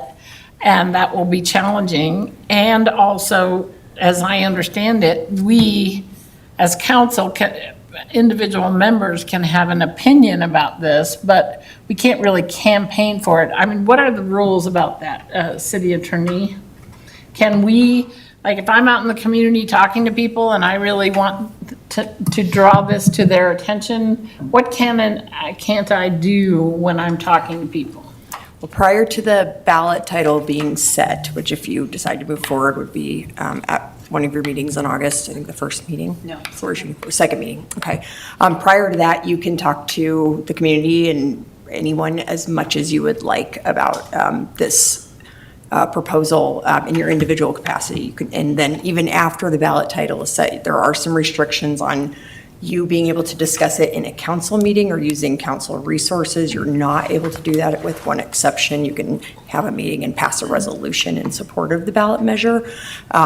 Outside of council meetings and outside of utilizing city resources, you can continue to talk to residents about the ballot measure in your individual capacity. You just have to be clear that you're doing it on your own time and doing it with your own resources. But until we set that ballot title, there are no restrictions on speaking to the community about this So if question. someone comes up to one of us at Art Night Out after we've set it for the ballot, what can we say? I would recommend you step away from a council booth if you happen to be in one, and, or that you ask them to maybe talk to you when you're not manning that booth or supposed to be there, that you could talk to them in your, on your personal time when you're not conducting city business. Okay, all right. That's all I have. Great. Before we move on from you, Councilor Jensen, I just want to confirm, you are leaning towards a yes, but you want a certain set amount. You don't want this in perpetuity. Is that what I'm hearing? Absolutely, uh-huh. Great, thank you. Any other members of council want to jump in? Councilor Giannola? Thank you, Mayor. I have had mixed feelings about this since it's been brought to us, and those feelings are still there. Some of the concerns that I've had in the past, I think, Councilor Bullier, thank you so much for your comments earlier to talk about the dichotomy in who this impacts and how this impacts, potentially impacts, I should say, our residents, right? Some of those comments have helped me feel better about this. Some of the answers to the questions that I've heard tonight help me feel better about this.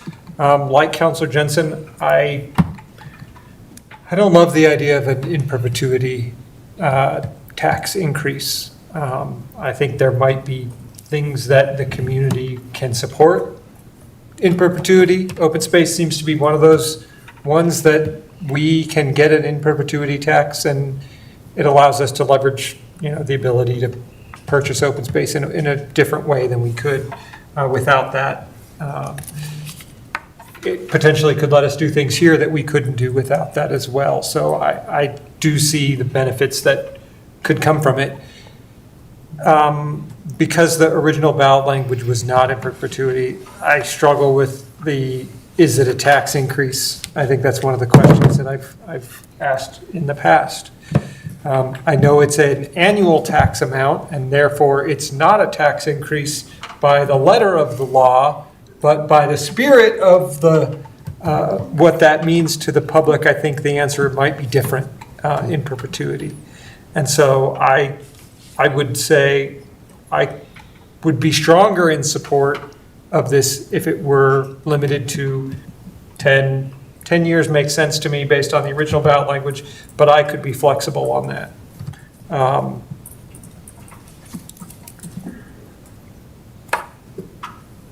Thank you.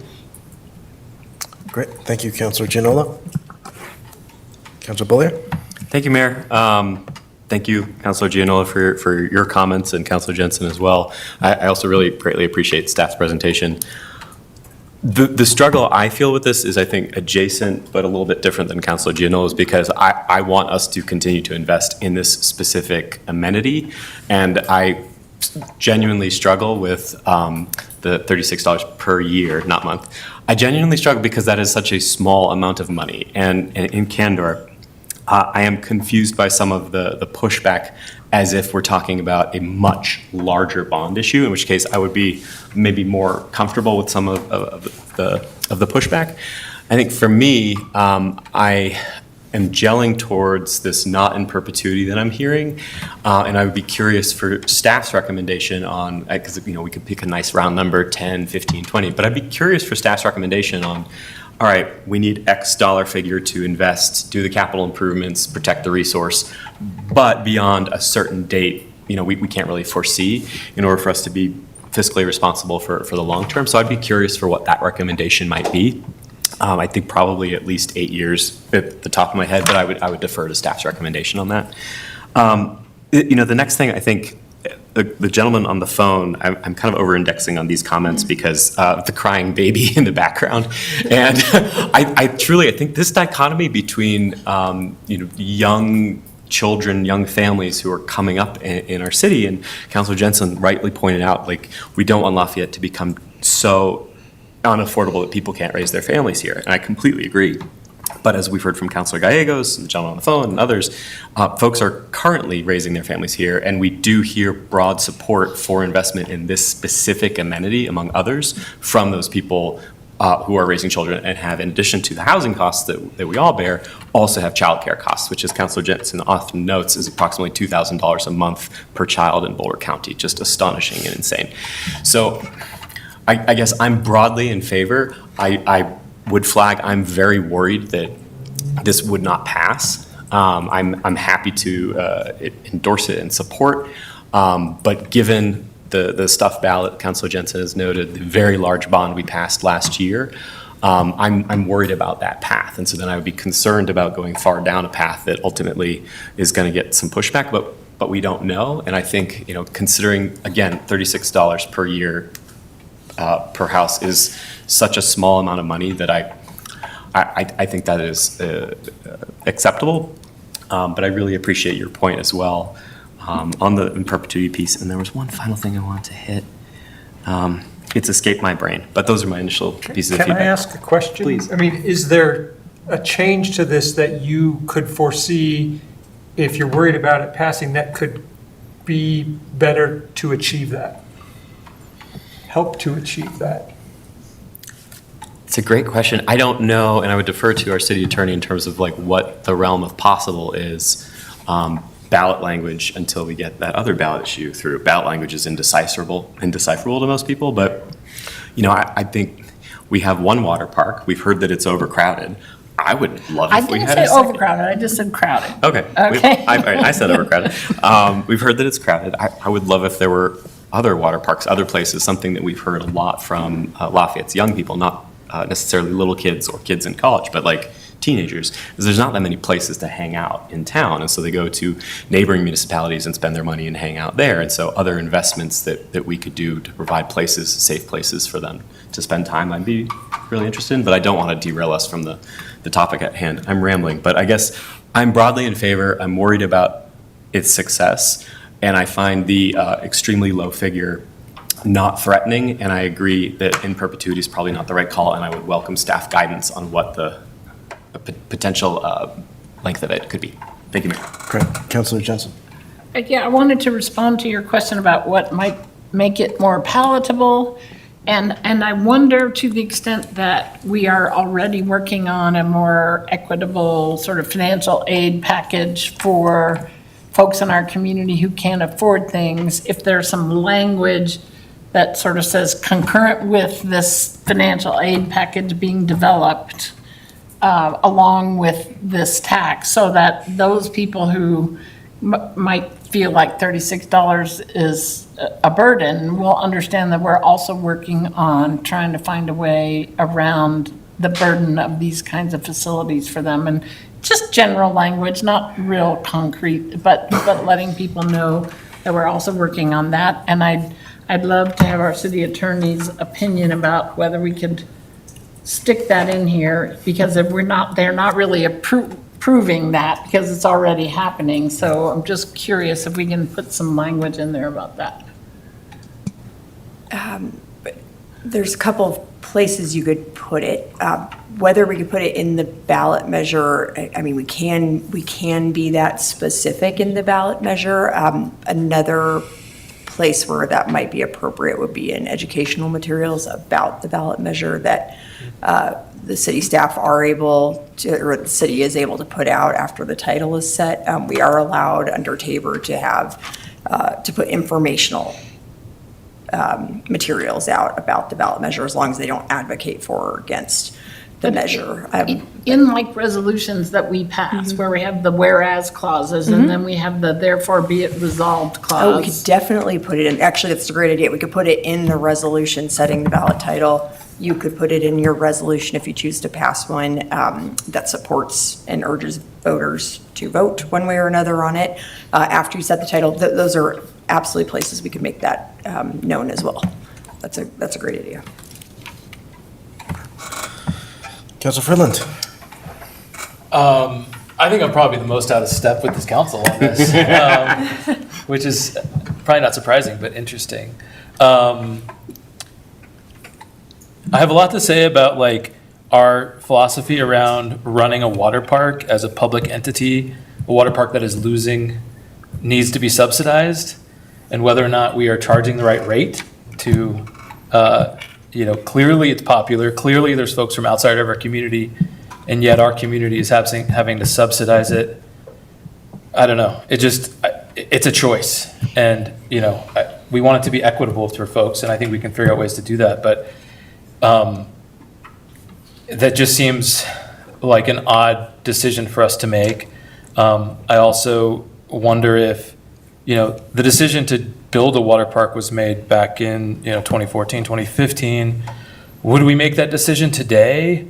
Are we putting money against an asset that has water outdoors when it's ridiculously hot, right now in the summer, 90-degree day?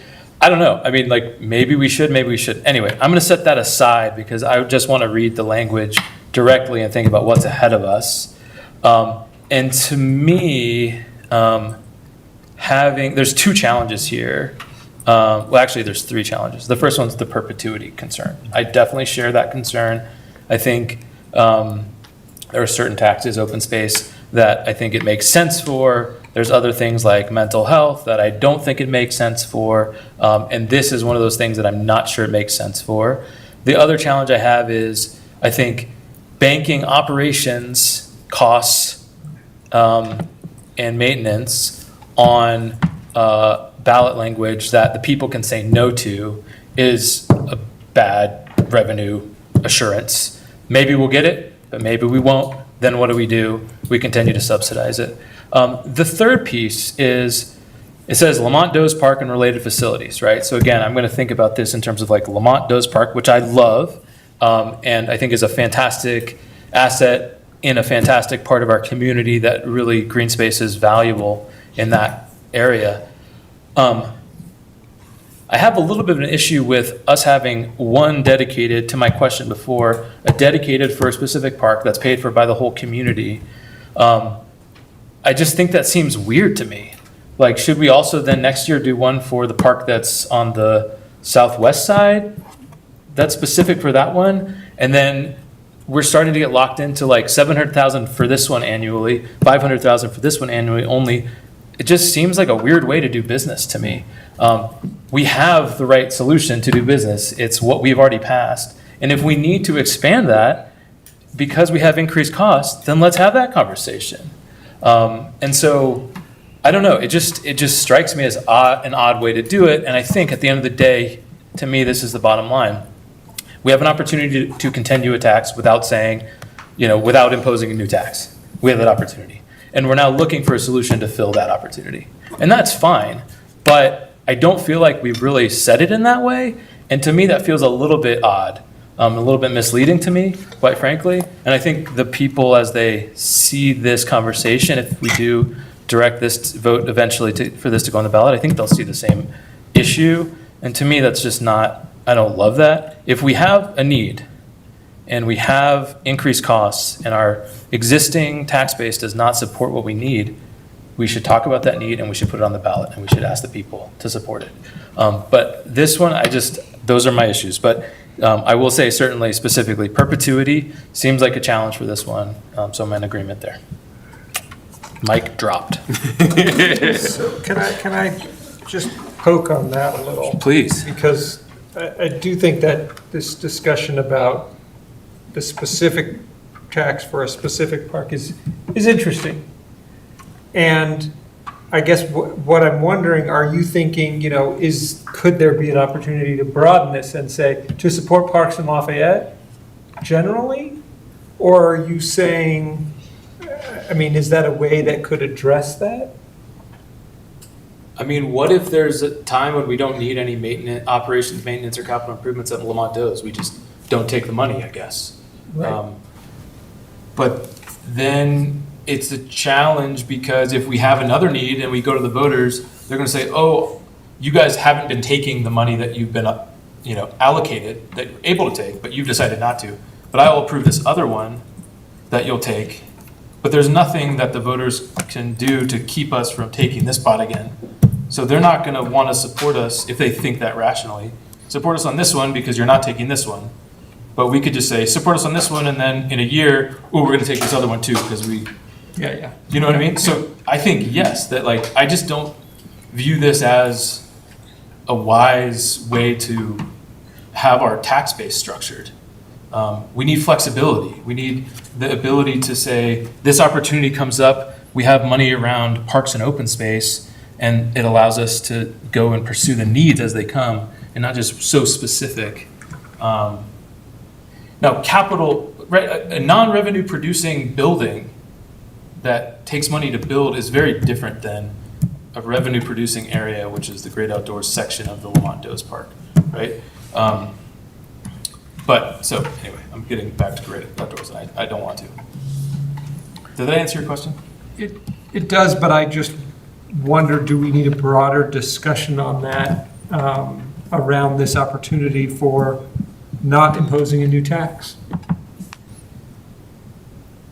Yeah, and one of your pieces, though, was also, right, like the specific, right, which is a concern to me.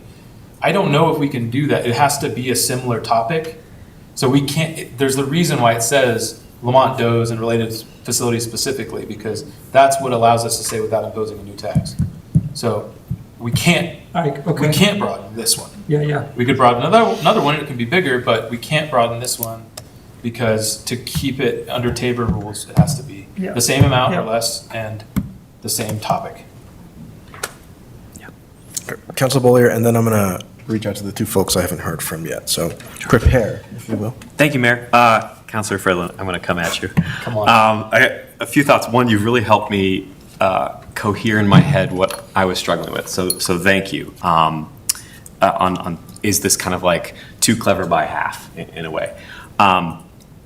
The thing I will respond to, though, in terms of it loses money and we subsidize it, I'm struggling with that one because like we subsidize the library, right? The library is not a money maker. But this is such a unique amenity to the community, and I wonder if I and maybe others have been distracted in this particular topic by the fact that like we all are broadly in favor of this excellent amenity and want to invest in it. So I think you've helped me kind of focus on the Tatsache, the key item that really we need to dig into, and that is it a weird way to do business and to budget through kind of like ad hoc budget issues? And that's kind of where I was trying to get earlier, where I would feel more comfortable if this was like a $5 million bond we were putting for the voters to address a huge panoply of Lafayette challenges and invest across the city than in what is such a small, extraordinarily reasonable per household dollar figure, which then it's like kind of like, is this juice worth the squeeze? So I really appreciate that. I guess maybe my question for the table is, are we broadly in favor of this dollar figure, if not approach? I'm curious about that, because I'm trying to wrap my mind around that. Thank you, Mayor. Great. Can I just quickly? Please. A library is very different than a water park. I just want to say that out loud, that like, these are very different pursuits. And in my opinion, we should be subsidizing certain things, but like, if we can capture our costs on something that people will pay for, and it's, I mean, a water park, right? Like, there are certain places where we should be charging the cost that it costs. And there's places where we should be subsidizing. And I guess I'm in the minority here of opinions, but to me, a water park doesn't pass that test, where like, we have to be subsidizing the water park, right? Those are very different things. And I would love to give everything to everybody, of course, right? But like, we have to make these priority decisions. And to me, water park, I'm willing to let that one go and say, that needs to be, the market needs to decide. People, if they can't afford to go to the water park, then that's, so be it.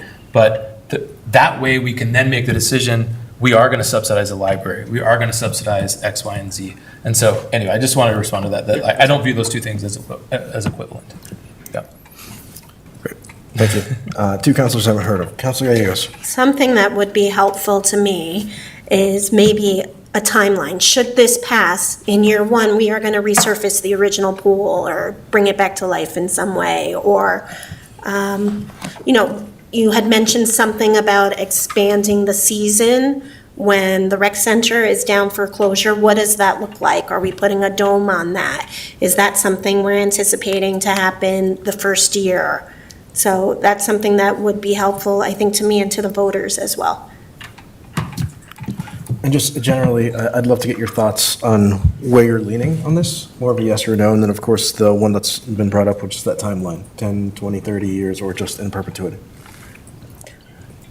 So I'm leaning towards yes because I love the water park and it's bringing in people from all over the state. And anyone I bring to the water park, they want to come and enjoy it on future visits. I don't know if I am in favor of in perpetuity. I think a shorter timeline. Great, thank you. And Mayor Pro Tem, I'd love to hear your thoughts on this particular issue. Thank you, Mayor. Can you hear me? Yes. Okay, so I love all of the points made, and I really appreciate it. And I hear the dissonance between this being a low cost for some and negligible for others, and the different populations and the need to provide a space for all. I'm going to paint that across. That's the reality, is that some people aren't going to be able to afford this and others are, and it's a very low amount relative to other funds that we collect. I'm going to leave that as this is a good opportunity, I think, to take care of those who can't get over this financial burden, and also welcome those who can to continue to go to the park. And I'm pretty sure I heard our treasurer say that we can leverage against this revenue source for the park. And I see that as a way to hold steady with something that is not just an amenity for people to be cool. I mean, to cool off. But I feel like it's a community asset. It has a long history. It's a piece of what Lafayette is.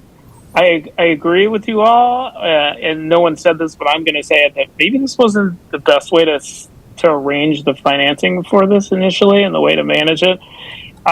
It is what we have, and it's a significant piece of this community. It's a known location, and it is, in my view, as a resilience area for the community. It's easily accessible to members of the community that might need to get to it. And I know everyone here, it sounds like everybody's in support of having it. How it's supported, though, is the question. So I would say I'm for leaving the in perpetuity there, with what our treasurer said is that we'd leverage that source of revenue or income to support it to get other funding, so we didn't have to continually use those funds over time. And let's work on moving it off so we don't use these funds. And this can be overridden. I think our attorney said it pretty clearly that if we decide this is not something that works, then we can overturn it. But I really want this to get to the residents to vote on it and let us know if they how they feel about this. Is one of those, I feel pretty strongly we need to get this into the hands of the residents. If they smack it down, then they've spoken. It is a tax of them, so I would like to get this in front of them. And a question about doing this for other parks, I don't think we'd ever, I get the sense that we would never do this. This is not some practice that we would continue, and I would hope that even, not this council or future councils would decide that this is a great way to set up for one specific park. So I'm for it, keeping it in perpetuity. And the last piece, I guess, is that I remember pretty clearly that there were people who didn't really understand council advocating for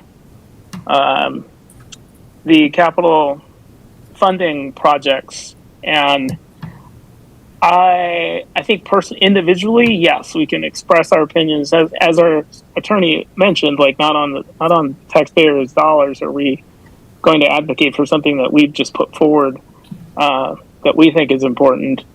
So I'm for it in perpetuity, and I want to let the voters decide. And if they choose against it, then that's when we get feedback from them what they'd like us to do now.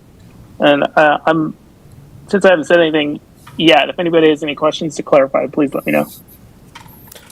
Thank you, Mayor Pro Tem.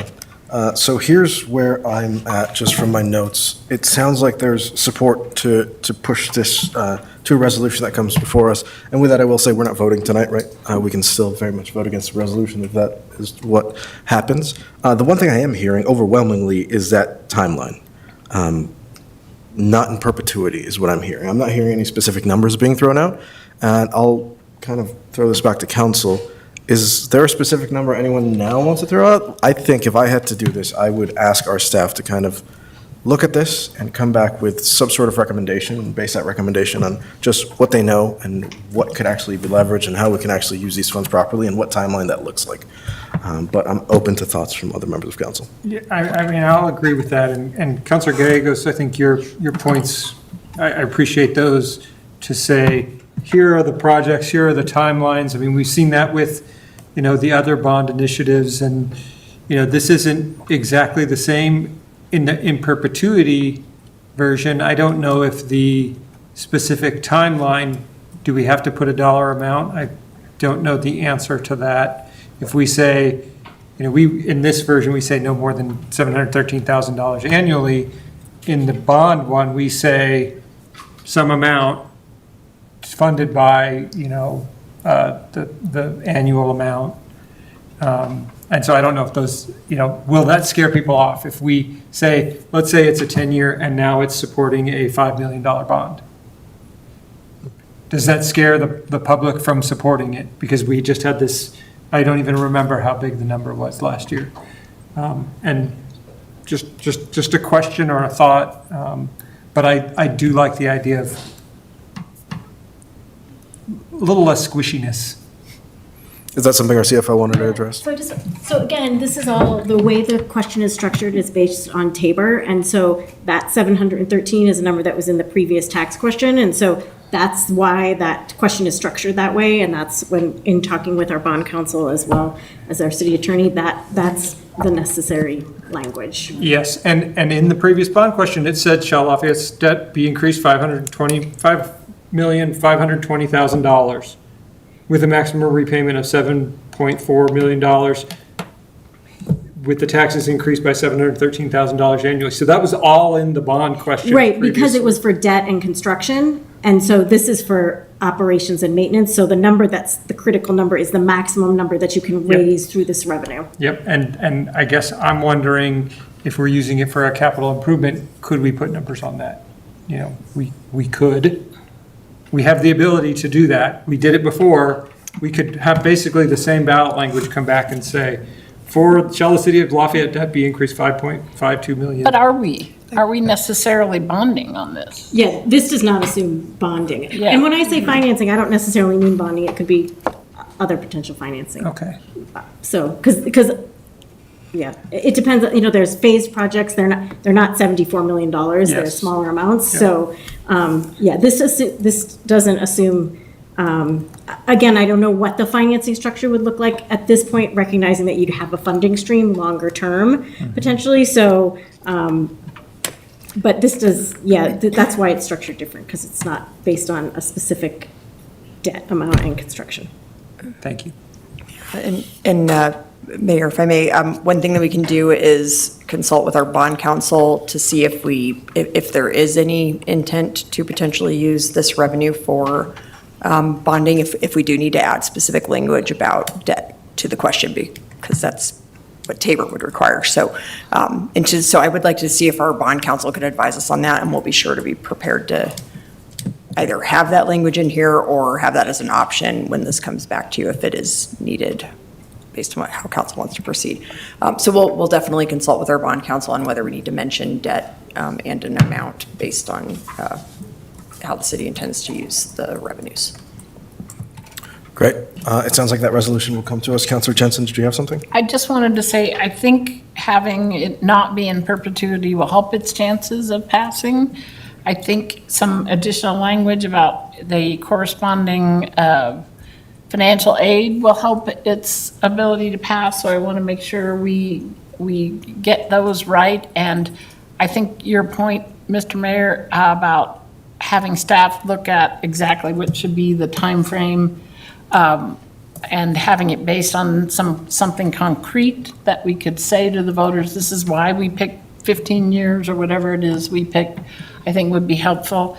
And I wanted to say to David, I think you're absolutely right. This is not the best way to build an automobile. But Tabor is not the best way to run a government. And so I think there are many reasons why if we could do something in a better way, we would.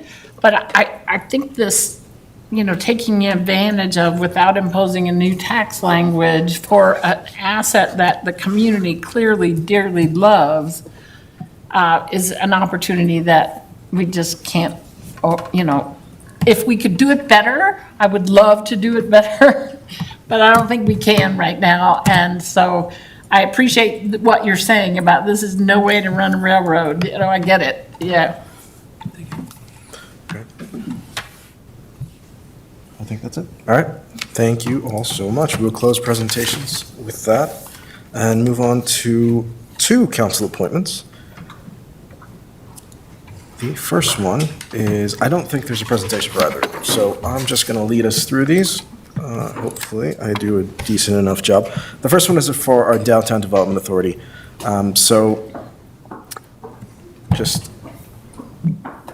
Here's how I'll start. Okay. So this is separate from our regular boards and commissions recruitment, and that's because it's governed by state statute, so it's a complete different structure. The DDA board consists of 1 member of city council, and I believe that is our mayor pro tem. And I'll give you a second to speak in a second, Mayor pro tem. I'd love just to hear about the DDA and about this before we make these appointments. But to establish continuity of the statute at the state requires that the initial appointments be staggered before transitioning to standard 4-year terms. So, going back to 2025, when we originally had members of the DDA, the city conducted a recruitment process for the inaugural DDA board. Following interviews with applicants, then Mayor Monguette appointed the initial board members, and city council subsequently reappointed the 2 members whose terms expired on June 30th, 2025. The next initial terms are those of Tom Hardy and Ian Munding, which expire on June 30th, 2026, and both have expressed interest in continuing to serve and have been active contributors to the board. With that, I will turn it over to our Mayor Pro Tem. I hate to put you on the spot, but you are our member of the DDA, and I'd just love to hear from you about your work with these 2 members of our DDA over the last year or so. Yeah, put me on the spot. I would like to say that the DDA has been a really welcomed infusion of really great forethought as to how to fortify our downtown area, not just Old Town, but the whole DDA area. And I think a lot is coming out of what the structure that the DDA has put in place. And Tom Hardy and Ian Munding are very significant members. Everyone on the DDA has a very strong interest in ensuring that what Old Town and the DDA were continues, and we support small businesses and improve the wayfinding, the infrastructure, small business concerns. And everyone on the DDA is business owners right now. We don't have any residents on there, which I see coming in the future, but we're not quite at the point where we have a clear understanding of all the nuts and bolts of what the DDA is. So I really look forward to continuing with Ian and Tom until you will see in August when the way we'll approach wayfinding is announced. We've got networking meetings that are happening.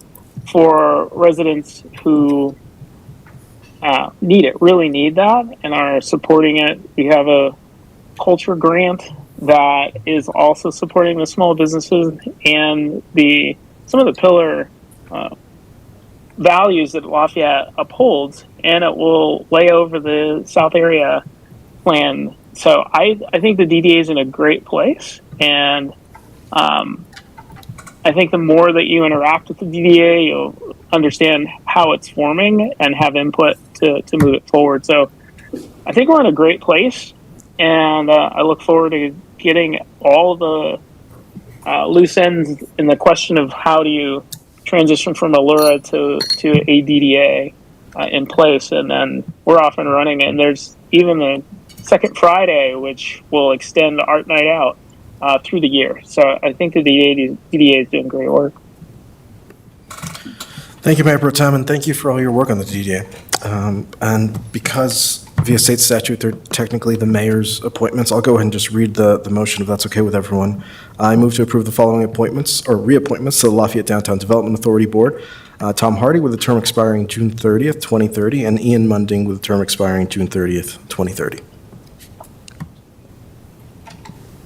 Second. There we go. We have a motion, we have a second.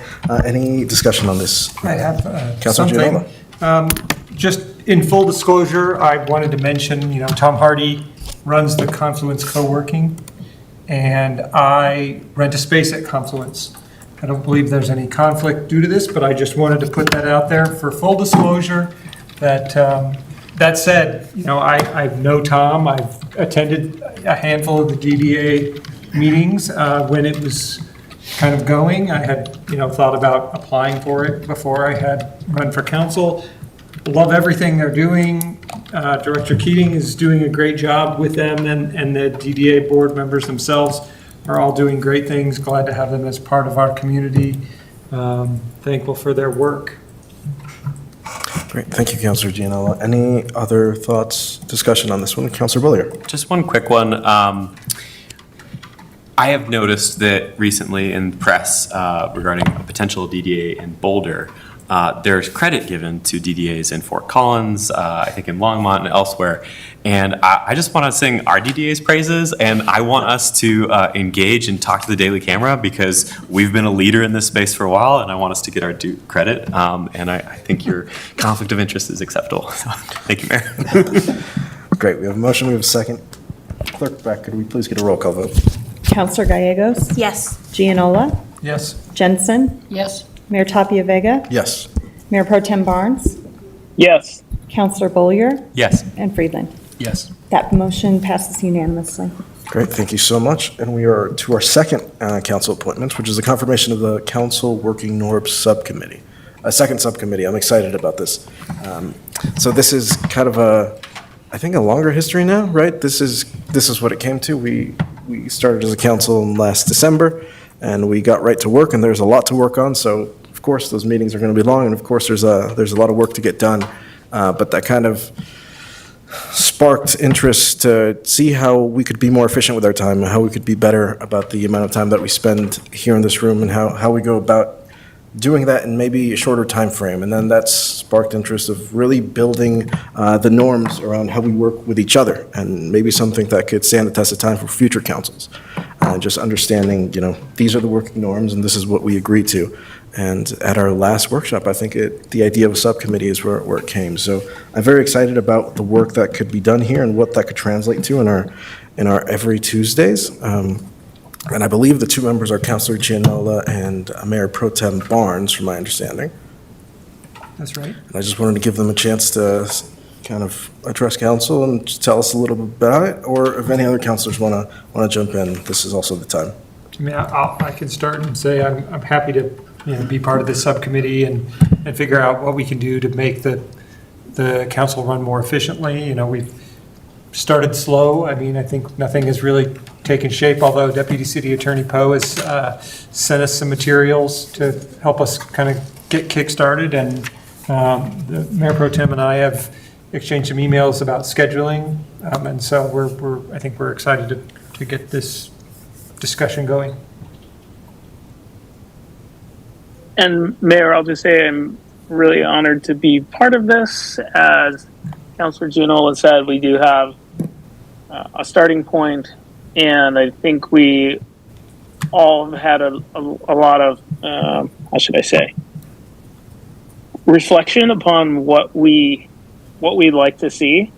And I think there's already some elements we can put in place. So I think we're in a good place, and look forward to coming up with a starting point. And then, of course, we'll iterate on that over time to improve upon it. And I look forward to being able to share this with future councils and see what they would like to use. Great, thank you. I'm excited, and thank you both for taking this on and doing this work for the rest of council. With that, just to formalize things, I would love a motion. I move that we form a subcommittee with Mayor Pro Tem Barnes and Councilor Gianola to look at council norms. Second. We have motion, we have a second. Any discussion on this? Seeing none, we'll take a roll call vote, please. Clerk Beck? Councilor Gianola? Yes. Jensen? Yes. Mayor Tapia Vega? Yes. Mayor Pro Tem Barnes? Yes. Councilor Bollier? Yes. Friedland? Yes. And Gallegos? Yes. That passes unanimously. Great, thank you. That concludes our 2 council appointments tonight. We'll move on to staff reports, beginning with our city attorney's report. Thank you, Mayor. I don't have anything to report for council this evening. Thank you. Now on to our city manager's report. Good evening, Mayor and Council.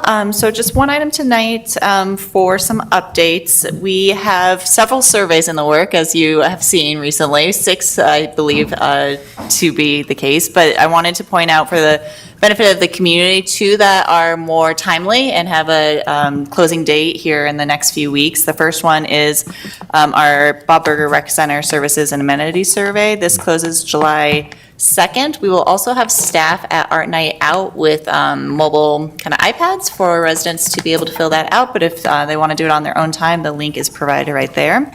We also are conducting kind of a design team for options around the intersection of Colorado 42 or Empire and Baseline Road.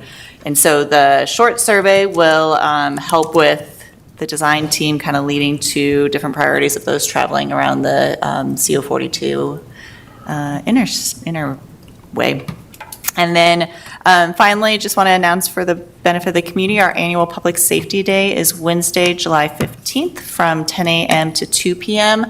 It is at our park that we just discussed, so please park at the Great Outdoors Water Park. The actual event is within the Lamont Joe's Park, and there'll be hot dogs and fun and drones and all sorts of things.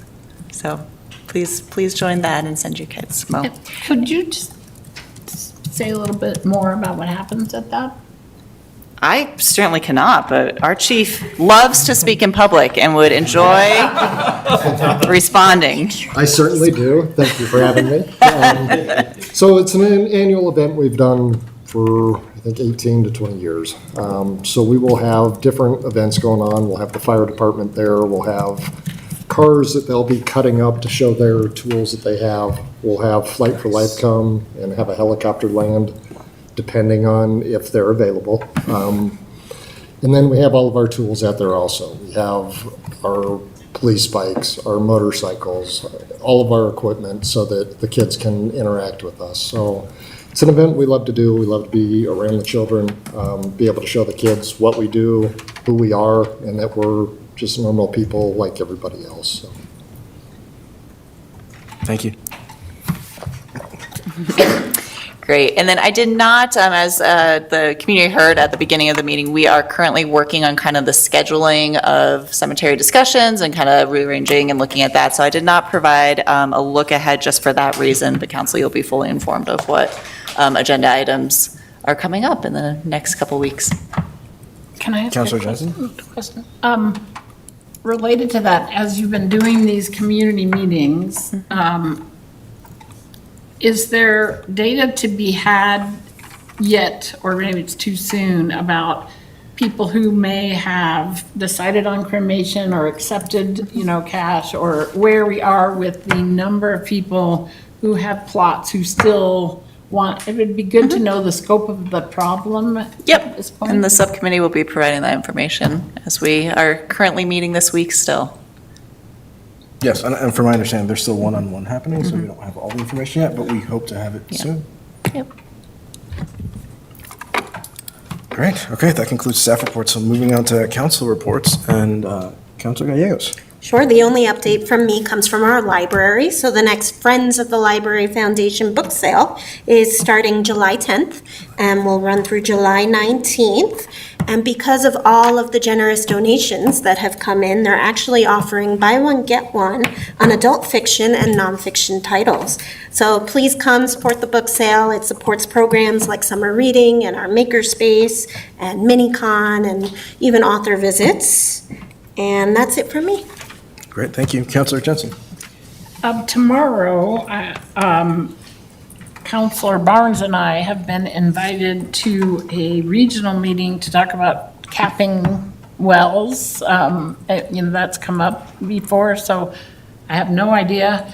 I think the thinking is there's more power in many local governments maybe going to the regulatory bodies, and it may actually even require legislation. So we're going to be talking about that, and that's all I have. Great, thank you. Councilor Bollier. Thank you, Mayor. A few quick items from me. First, it was great to see several of my fellow councilors and you, Mayor, at the Colorado Municipal League Annual Conference a couple weeks ago. Really enjoyed the experience, learned a lot.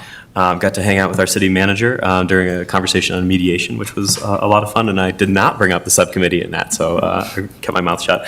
On the subcommittee, Councilor Jensen, so further to what the mayor and city manager said, we'll be coming out with some of those recommendations in the near future. And as the mayor said, still those one-on-one meetings are underway. I did just want to note there was a member of the public who noted that some of the subcommittee meetings are behind closed doors, and I respect that perspective, and we'd be glad to have a one-on-one conversation with anyone concerning how we're approaching things without getting into personal information. But I think one thing that has made working on the subcommittee with you, Mayor, really fun with our city staff is we get to really dig into an issue and roll up our sleeves and have meetings at all odd hours and on the weekend. And I think there's a real benefit that I'm excited for Councilor Gianola and the Mayor Pro Tem to navigate, to not being kind of constrained by the notification process. You can send an email, you can have a meeting, you can jump on the phone.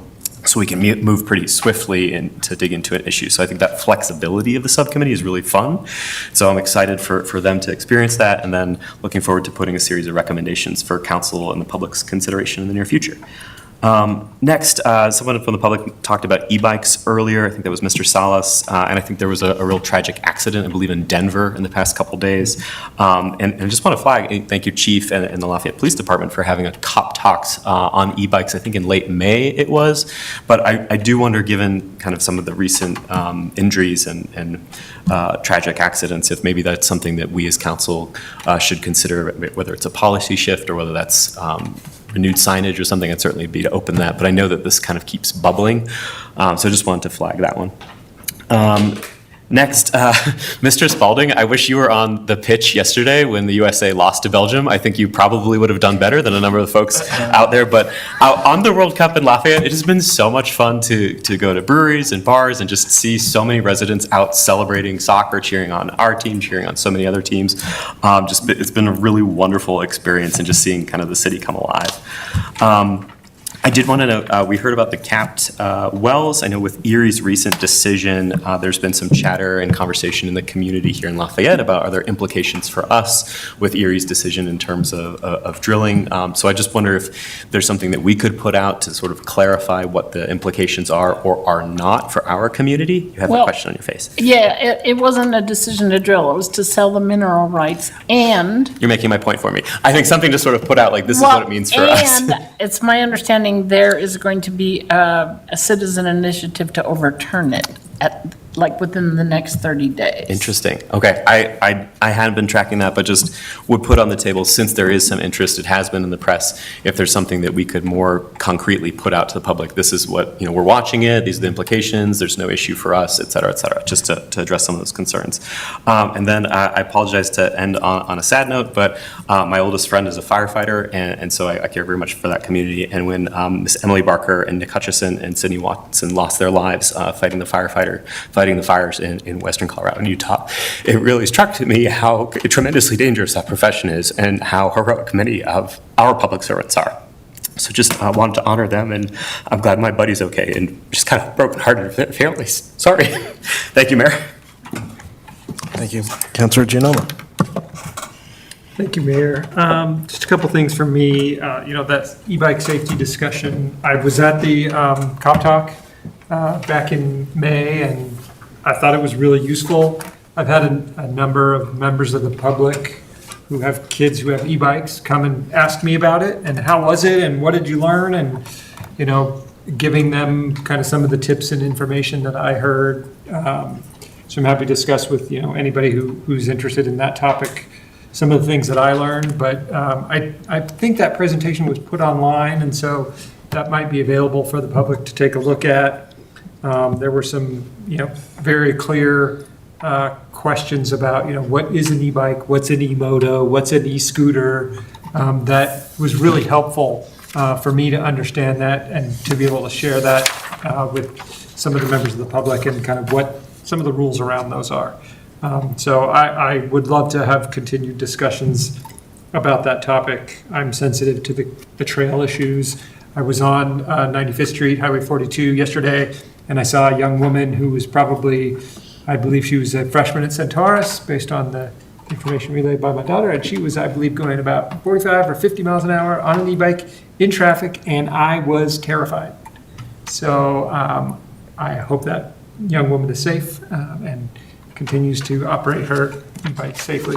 Other topic from me, just real quick, I wanted to address something that came up at public comment about the plot sales at the cemetery continuing after 1999. I thought that was a very interesting piece of information that brought up, so maybe the subcommittee and staff can evaluate that a little more to understand what that August 1st, 2000 date that was brought forward, because I can't imagine Mr. Garcia fabricating that date for a point, and just want to understand what that actually means and why we've been saying 1999 if that's not factually correct.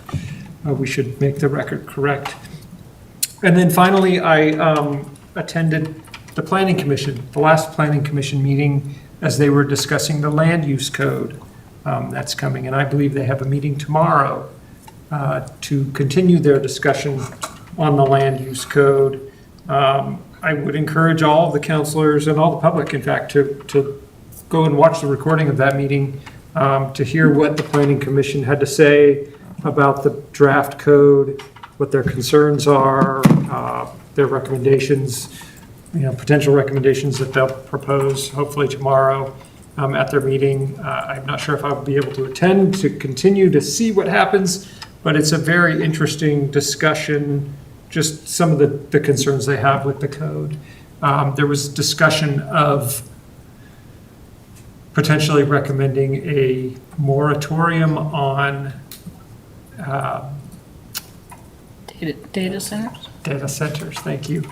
And I thought that was an interesting idea to potentially come from the Planning Commission.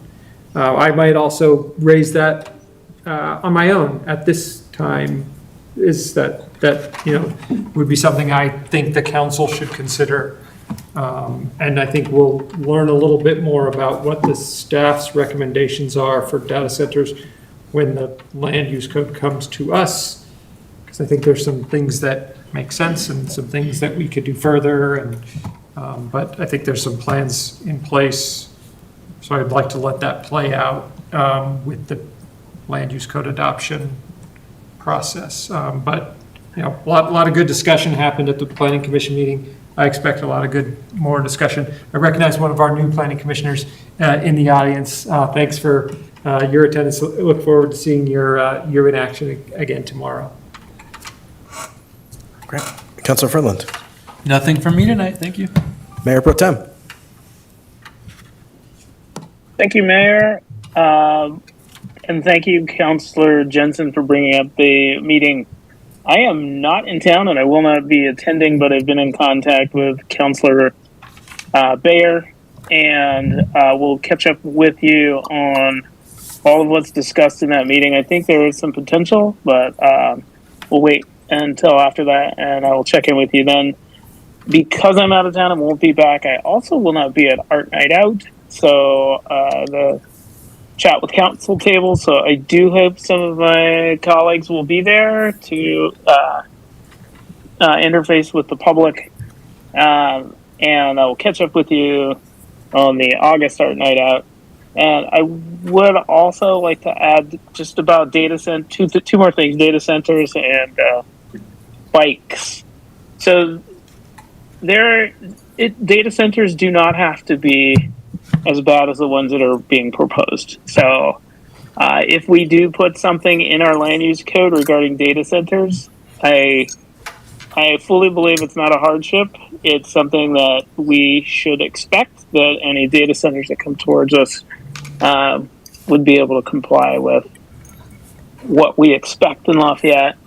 And Councilor Gianola, I was there at the Cop Talk with Councilor Gianola, and I do respect the challenge that our officers are trying to deal with.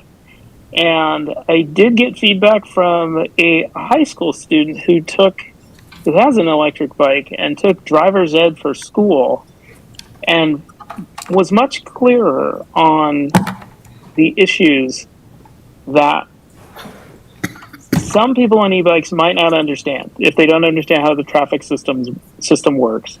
So this, I think, is potentially something that we could ask parents to consider as a driver's ed course for people who are using e-bikes. If you're riding at 45 miles an hour in traffic on something that shouldn't be in traffic, then there's maybe an opportunity there to have a discussion with what actually that means. And for all my fellow counselors, for all my counselor friends and colleagues, I'm sorry I'm not there, but we'll see you at our next meeting when I get back. Thank you. Thank you, Mayor Pro Tem, and thank you all for this meeting. Meeting adjourned. Oh my God. Look what